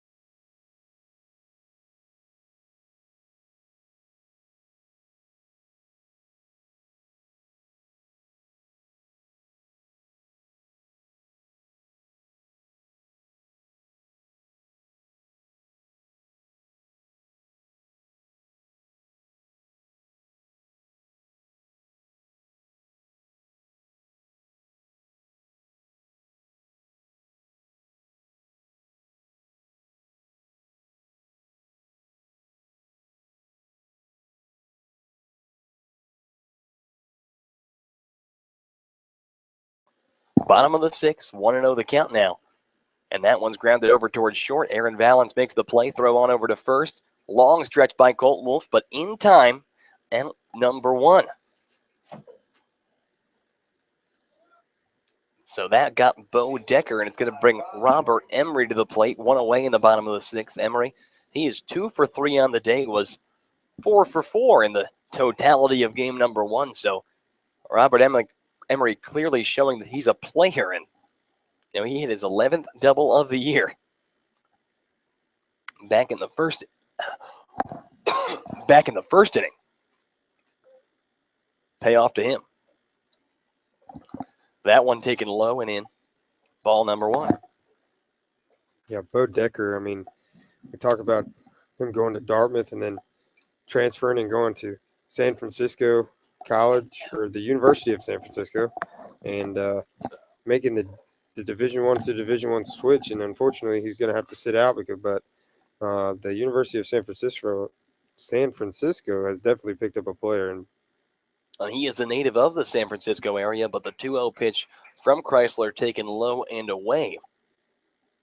The count moves 3-0 now. Emery, like we said, comes into the game batting .347, 2 for 3 on the day. And Chrysler looking to get me across here. And that one cannot do so. Ball number 4 there. And a one-out base runner on the walk from Chrysler. It's going to bring Nick Vogie to the plate. Vogie, he is 3 for 3 on the day. He doubled off Cruz in the first and a pair of singles off Chrysler in the second and the fourth. The guy who, from the University of Memphis, a very dangerous hitter at the plate, as we have seen. And, this despite the fact that he comes into the game batting just .236. Yeah, he's obviously shown that he can hit the baseball a little bit. I mean, going 3 for 3 in this game, but we'll see if Chrysler can't get him to ground it into a double play right here. First pitch to him was taken on the inside. 1 ball, no strikes, but 1 out in the bottom of the sixth. The pitch. And that one's grounded in the air. Valens takes it, throws on over to first for the force. In time, out number 3. So mark it down as an F6 to 3 double play, and that gets Chrysler out of trouble in the bottom of the sixth. No runs on, no hits, and nobody left aboard for the Licking County Settlers in the home half. We have played 6, and the Settlers lead by a score of 7-2. Don't go anywhere, folks. We'll be right back. You're listening to the Xenia Scouts Radio Network.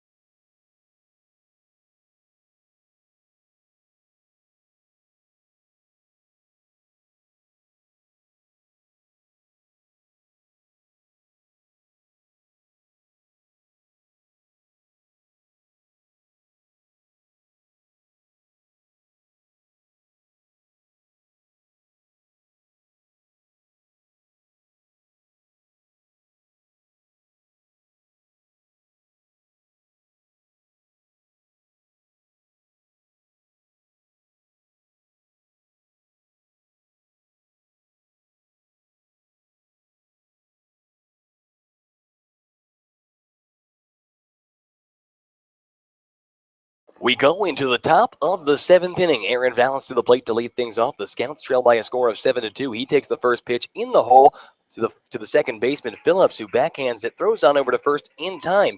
Out number 1. 1 pitch, 1 out from Brian Cruz, who is going into his 7th inning of work here. Mark it down as a 4-3, and now back to the top of the order with Ryan O'Hearn. O'Hearn, he's 0 for 3 on the day, the center fielder from Hillsdale College. A couple strikeouts and a ground out to second for him. First pitch. And first pitch fastball there. Delivers on the outside part of the plate for a called strike 1. The 0-1 pitch. And O'Hearn holds off on a pitch on the outside, evens up the count 1-1. O'Hearn, league leader in walks, an on-base percentage guy. We have seen what his wheels can do for these Scouts. But breaking ball on the outside part of the plate, just missing that time, moves the count 2-1. Scouts who trail 7-2 here, trying to get a rally going. And O'Hearn, who takes the 2-1 pitch low and in that time, moves the count 3-1. Trying to pick up his possibly 34th walk of the year, get the fastest guy on the team on base. But he hacks at the 3-1 pitch, fouls it straight up and over the stands. The count's going to go full. 3 balls, 2 strikes with 1 out. In the top of the 7th inning, Scouts trailing by a score of 7-2. The 3-2 pitch. And that one, change up on the outside to the left-handed hitter. We have seen it again. Strike number 3 there. And a quick out number 2 for Brian Cruz, who has been very, very effective thus far. Yeah, he's doing a great job against these left-handed hitters, especially with that changeup. And for whatever reason, too, he seems to be getting just about every hitter out, except for the left-handed hitters, with the first or second pitch. And but those left-handed hitters, they get an account that they can hit in, and then he throws that changeup, and they just swing right over top of it. So John Sharp to the plate. He takes a fastball into the left field gap past the shortstop, and that one's going to sail in for a base hit. So John Sharp with his first hit of the day. And the Scouts with a 2-out base runner, maybe trying to get something going here with 2 down. Yeah, I mean, you're always trying to get something going. And John Sharp being able to get a hit right there hands the 2-out duties to Jeremy Barth, who at any time can, spark a team up. First pitch to Barth, breaking ball, taken down the plate. Called strike 1, 0-1. A runner at first, but 2 outs here in the top of the 7th. Pickoff attempt to Sharp, not in time, trying to hold John Sharp. And how would you describe John's speed? John has above average speed when he wants to. He's taking a big lead there.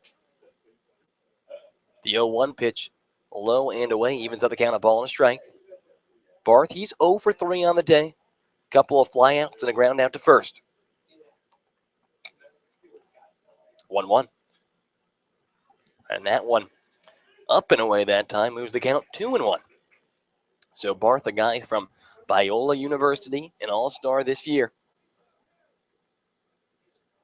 One swing of the bat could possibly be a big thing, but that one grounded over to second baseman on a broken bat there. The second baseman, Phillips, fields it, steps on second to get the force for the lead, out number 3.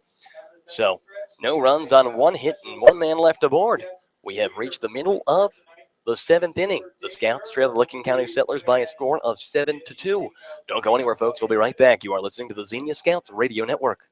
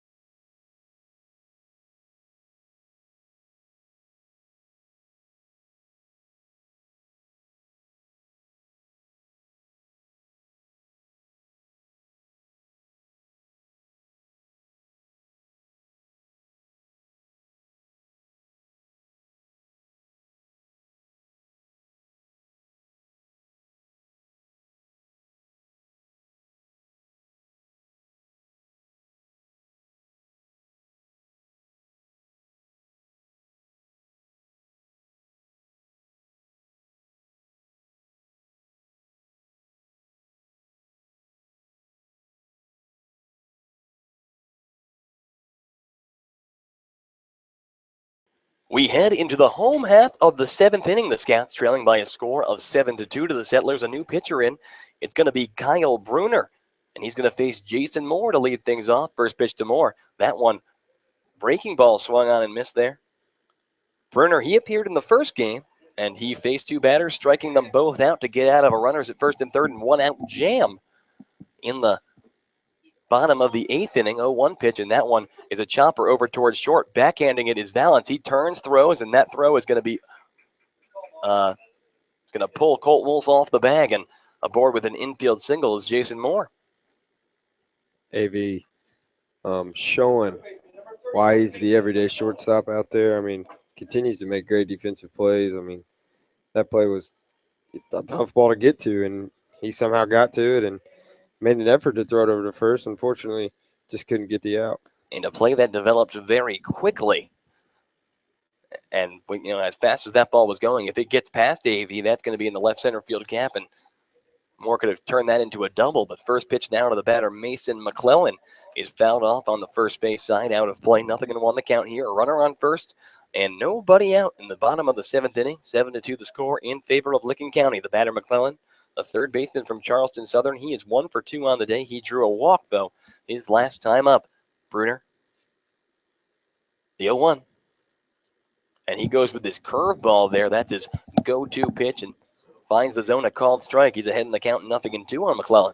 Yeah, I mean, we talked about Bruner and how he really works off of that curveball, and because he throws that curveball first strike so well, he's able to throw that fastball in there and sneak one past you every once in a while. 1-2 curveball is up and away that time. Going to even the count up 2-2. It's McClellan and Evan Flax awaits on deck. Bruner possibly could draw a double play ball here to stay at the minimum. Decent sized lead for Moore over at first. Bruner looks to the catcher ring, the 2-2 pitch, and that one is low and in. The count's going to go full. Bruner from Grace College in the state of Indiana, an NAIA school. Competes against schools such as Mount Vernon Nazarene, the school of the pitcher he came in for, Jacob Chrysler. 3-2 pitch. Swung on and missed strike 3. He got him on the changeup. So Kyle Bruner has faced 4 batters in these 2 games and struck out 3 of them. Yeah, that's a great job out of the bullpen by Kyle Bruner. I mean, he comes in there and fills up the strike zone, and he's going to make these guys beat him. And he seems to be winning that battle tonight. So 1 on and 1 out for Evan Flax. Flax, he is 1 for 3 on the day. He reached on a fielder's choice his last time up and came around to score. First pitch slider from Bruner. That one finds the zone, a called strike 1. Flax, 280 hitter coming in today from Denison. Where is Denison at? The 0-1, and that one taken on the outside, a fastball. Evens the count up, a ball and a strike. It's the 9-hitter Flax, and then back to the top of the order with Tanner Burns. So a big out to get here with Burns being so lethal today. 1-1 pitch delivered low and away, moves the count 2-1. But Tanner Burns, we'll get to him in a second, but a couple of doubles, a single has come around to score twice, driven in one. It's an MVP kind of day for the shortstop for this Licking County team. 2-1 pitch, and that one's hit high in the air towards center. Ryan O'Hearn is tracking back. He sees it, makes the grab, out number 2. Or no, he doesn't make the grab, he drops it.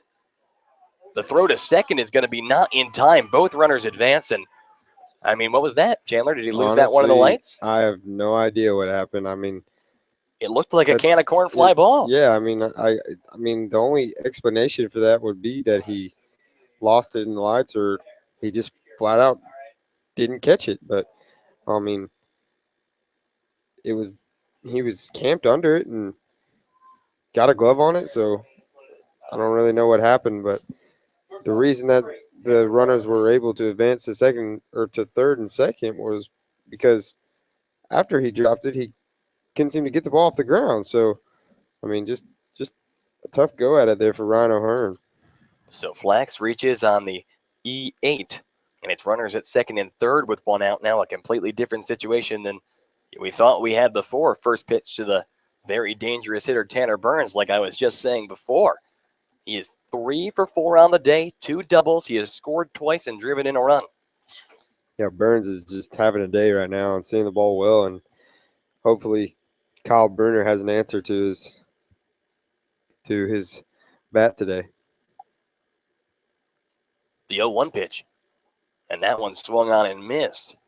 So Bruner gets ahead in the count, 0-2, and that's something that Kyle's been doing, just in the small sample size that we've seen in this game. And, the 2 batters he faced before, he's been getting ahead in the count on batters, and, it's worked very well for him as he has yet to allow a hit, or he has allowed 1 hit and, 1 guy on an error, but he's been pitching very effectively. Here's the 0-2 pitch, breaking ball, and that one's lifted high in the air towards left center field. Marquez is calling for it.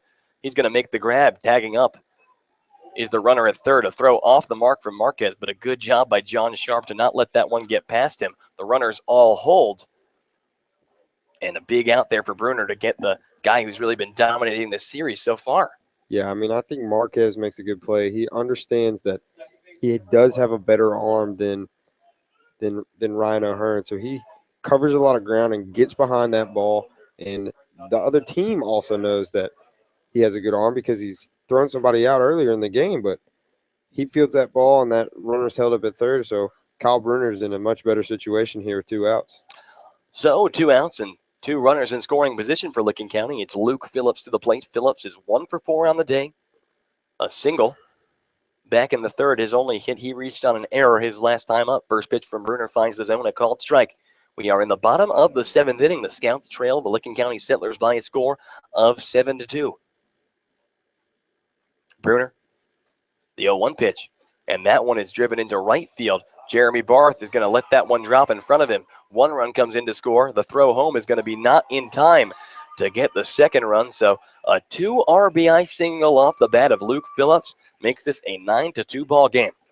Yeah, and he just bloops that ball over the first baseman Colt Wolf's head, and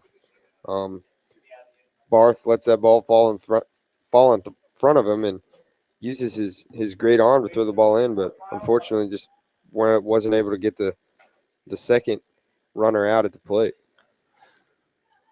So, that brings home 2, and still 2 outs here in the bottom of the 7th. 9-2 the score now. A runner at first for Kyle Hubbock, I should say. Hubbock is 1 for 4 on the day, but his 1 hit was a big one, a 2-run homer back in the 2nd inning. First pitch to him taken on the outside. And not a very hard hit ball there from Luke Phillips, but it just found the right spot and very dangerous. The 1-0 pitch gets under the legs of Don Ring. It's going to allow the runner Phillips at first to advance over to second on the passed ball. So another runner in scoring position, and the Scouts at this point trying to just stop the bleeding. Yeah, you gotta stop the bleeding, like you said, and get this team back into the dugout, and we've got to get something going. So 2 balls, no strikes. 2-1 the score in the bottom of the 6th inning between Hamilton and Cincinnati's team. We'll keep you updated on that. 2-0 pitch. Change up just off the plate. Moves the count 3-0. Hubbock from North Alabama. 36 RBIs on the year, amongst the league leaders.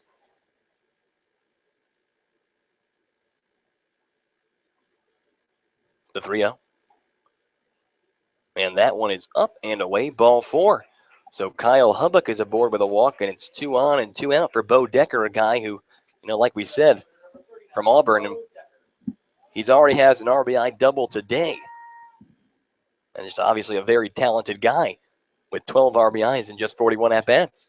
Yeah, pick your poison. You either face, number 34 or number 32. So, but that walk, not really doing a whole lot here with 2 outs.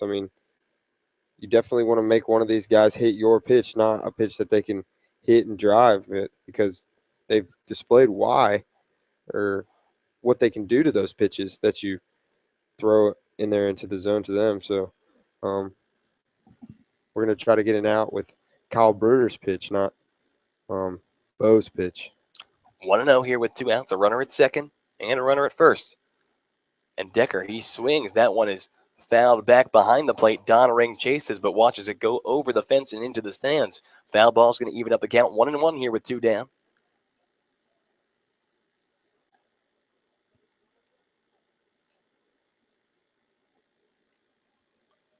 Kyle Bruner, who was rolling along, but unfortunately things begin to get out of hand when you put a guy on the air, and then a single in air, and just a bloop single brings home 2 more. Change up on 1-1, finds the zone, moves the count of ball, and 2 strikes to Decker. Bruner just 1 pitch away from getting himself out of this one. 1 ball, 2 strikes, but 2 outs. Bruner looks to the catcher, Donald Ring. He sets and delivers. And breaking ball swung on and missed strike 3. He got him there, so Kyle Bruner, his 2nd strikeout of the game, his 4th this afternoon. And that gets the Scouts out of the bottom of the 7th inning, but 2 runs on 2 hits and 2 men left aboard. We have played 7 innings of baseball. The Scouts trail the Licking County Settlers by a score of 9-2. Don't go anywhere. We'll be right back. You are listening to the Xenia Scouts Radio Network.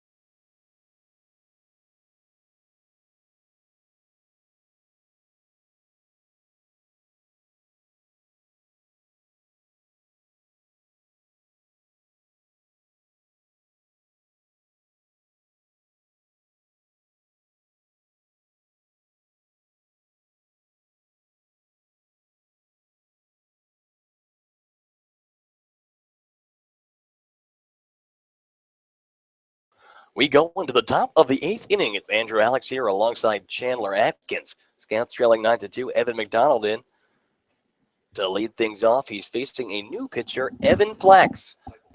Michael Flax, check that. Evan Flax is the center fielder. His brother Michael is on the mound, and Michael goes with the changeup there on 1-0, gets Evan to swing and miss there, evens up the count of ball and a strike. Michael Flax goes to LaSalle University in the great city of Philadelphia. And he finds the zone there, moves the count 1 ball, 2 strikes. You know, Chandler, I actually know the president of LaSalle University. Do you really? Yeah, Beckett Woodworth. 1-2. How do you know him? Went to high school with him. And I know he's the president of LaSalle University, or LaSalle? LaSalle or LaSalle? How do you pronounce it? LaSalle. We're going to go with LaSalle. But it's because he posts stuff on Facebook about it every day. 2-2 the count to McDonald. Flax sets and delivers. And Evan just gets a piece of that one. Stays alive at 2-2.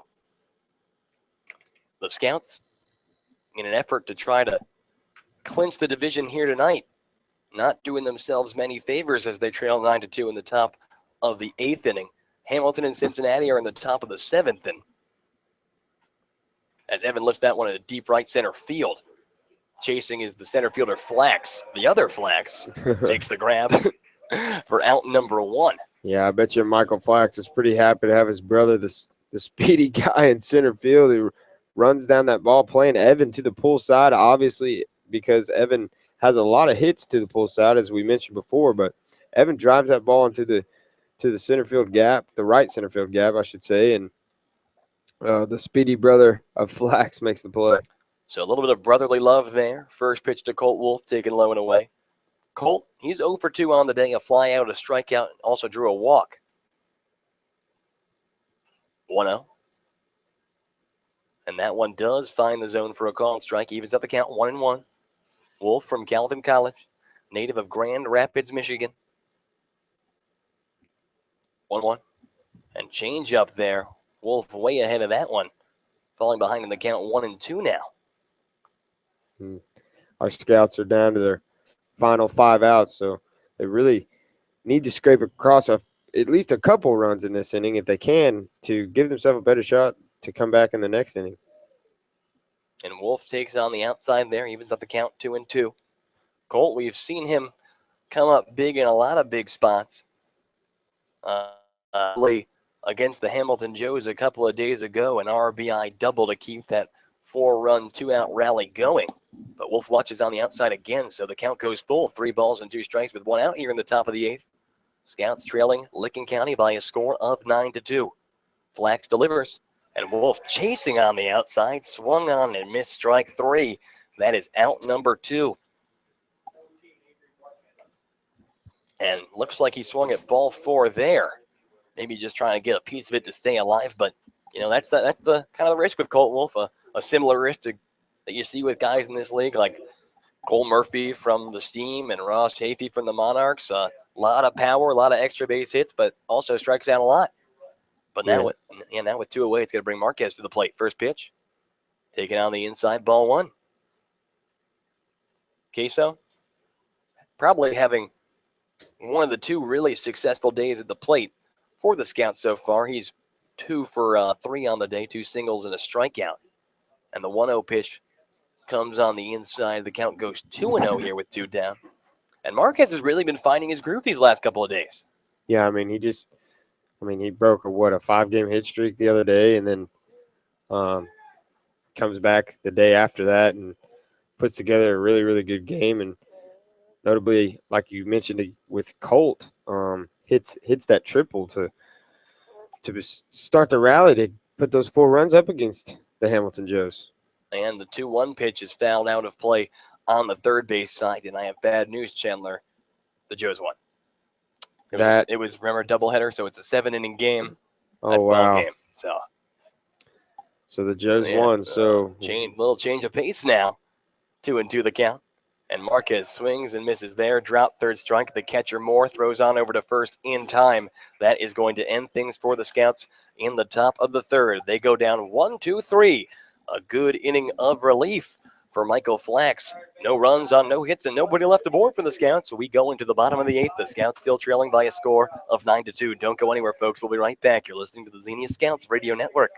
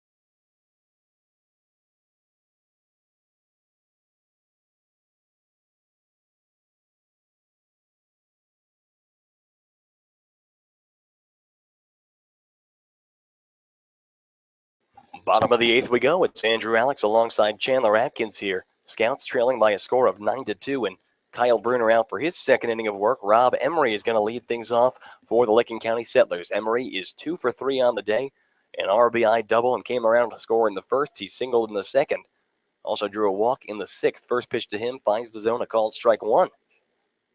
Emery, we talked about him earlier. 4 for 4 in the last game, 2 for 3 today. A very talented player. We saw him in the All-Star game. And like you mentioned earlier, Chandler, the University of San Francisco, they're going to have to wait a year to put him on the field, but a big pickup for them, both behind the dish and in the batter's box. 1-1 the count now to Emery. He bats from the right side against the righty Bruner. 1-1. Breaking ball just upstairs. Moves the count 2-1. Bruner allowed 2 runs in the bottom of the 7th inning. Not all his fault. No, those are 2 unearned runs by Kyle Bruner. And the 2-1 pitch fouled on the ground. Down the first base line, evens up the count 2-2. Looks like a mad dash there by the scouts to try to get to those balls.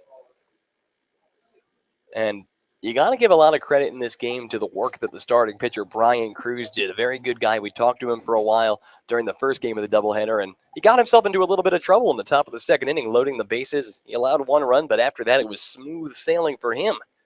Yeah, absolutely. I mean, Cruz has done a phenomenal job minus that 2nd inning. I mean, if the scouts could have, as Kyle Bruner strikes out, number 25, I forgot his name. What is his name? Rob Emery got him Rob looking. Emery.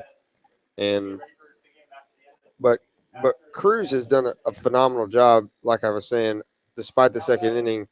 But for the Xenia Scouts, that leaving those bases loaded right there is not what we were looking to do, Yeah, especially after they put up a 4-run inning.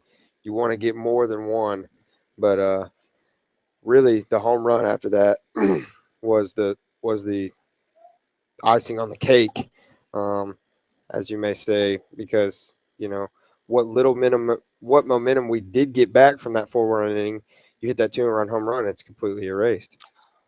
So 0-1 the count now to Nick Vogie. 0-1 pitch, breaking ball on the outside, finds the zone. Vogie from Memphis. He's 3 for 4 on the day.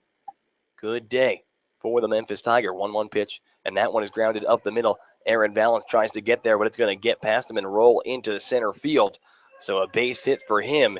He is certainly having a day at the plate. Him and Tanner Burns and Rob Emery, just the entire Licking County Sellers team is really having a day at the plate. They have 17 hits. But, and I mean, to be fair, you take away the home run, and Cruz struggled in the 1st inning.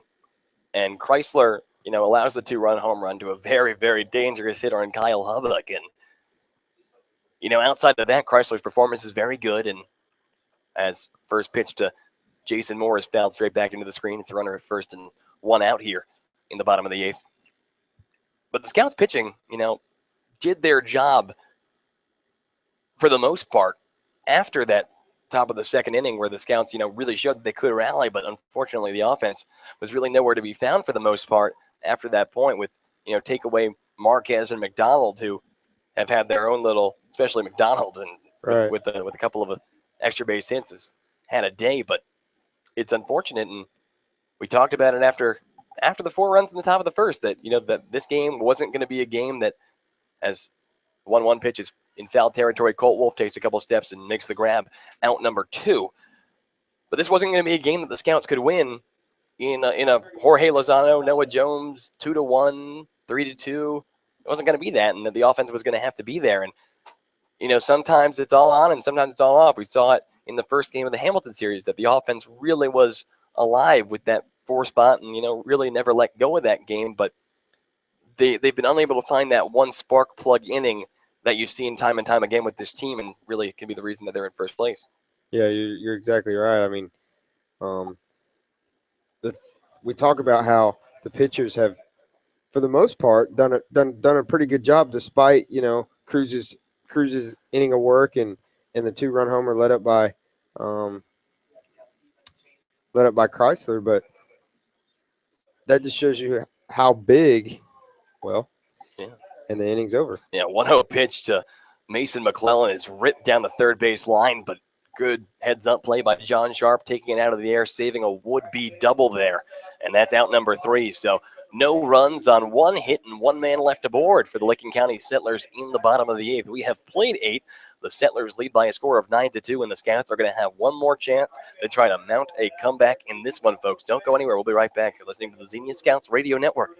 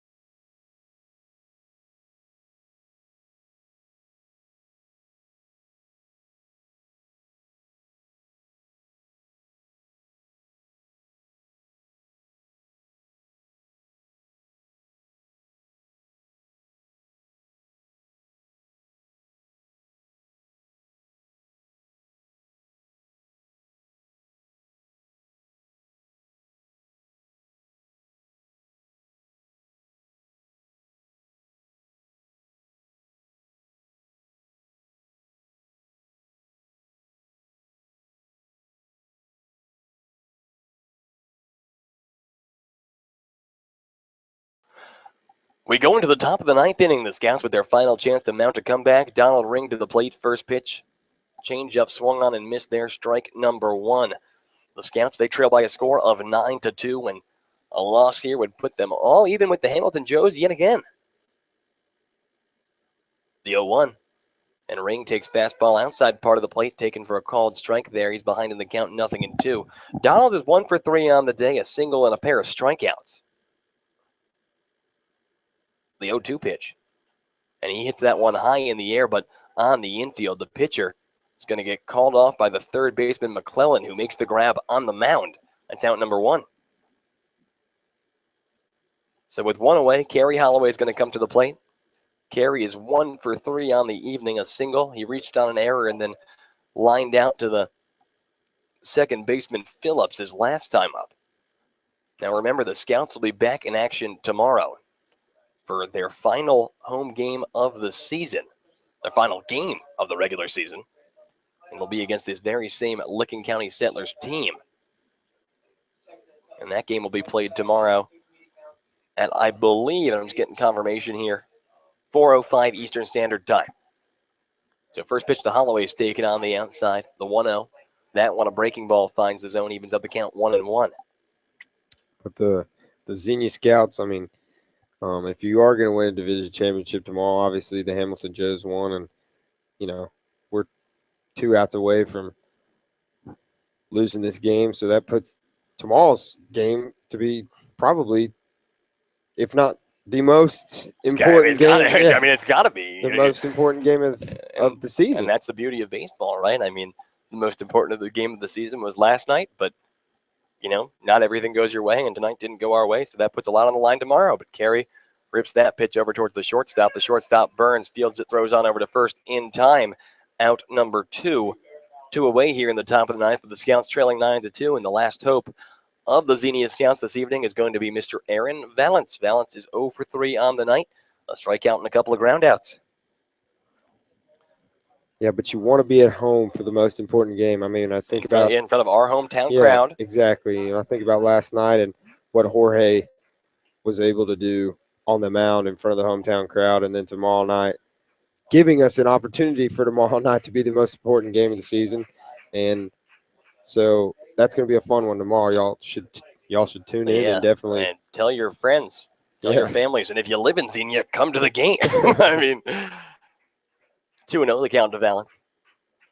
And he grounds that one up the middle. The shortstop, Burns, comes to it, throws on over to first in time. And that's going to be all she wrote tonight. The final score, the Licking County Settlers 9, the Xenia Scouts 2. The Settlers with 9 runs on 17 hits and 1 error. The Scouts with 2 runs on 7 hits and 3 errors. The winning pitcher is going to be Brian Cruz. Brian, a very good guy who, we talked to for a couple hours during the first game, and he pitched a magnificent game, take away 1 inning where he put himself into a jam and got out of it. It's part of how good the game was. He throws, I believe it was 6 innings of 1-run baseball or 2 runs. Regardless, he picks up the win. The losing pitcher is going to be Will Cruz. He drops to 2-3 on the season. Nobody gets the save. The loss puts the Scouts record to 26-15 on the year. And the Settlers improve to 22-18. The Scouts are now all tied up with the Hamilton Joes yet again in first atop the Southern Division of the Great Lakes League, which means it all comes down to tomorrow. The Scouts will be back at Grady's Field at 4:05 Eastern Standard Time, taking on these Licking County Settlers. The Joes will be playing the Cincinnati Steam, I believe, at Max McCleary Field in Cincinnati. If both teams win, the Scouts have the tiebreaker, and we'd get home field advantage anyway, so we'd be the division champions. But it's going to be, far and away the most important game of the season, and we hope you all tune in for it. It's been a magnificent season thus far, and we're making the playoffs either way. But I think that the Scouts would like to have that first round bye, and more importantly, they'd like to play that that semifinal round of this tournament in front of the hometown crowd in Xenia. So we really hope that you guys tune in. But I am Andrew Alix. He is Chandler Adkins. And we thank you for joining us today for 1, maybe 2 baseball games that didn't go our way. But you know what they say in baseball. We'll get them tomorrow. Have a good night and God bless.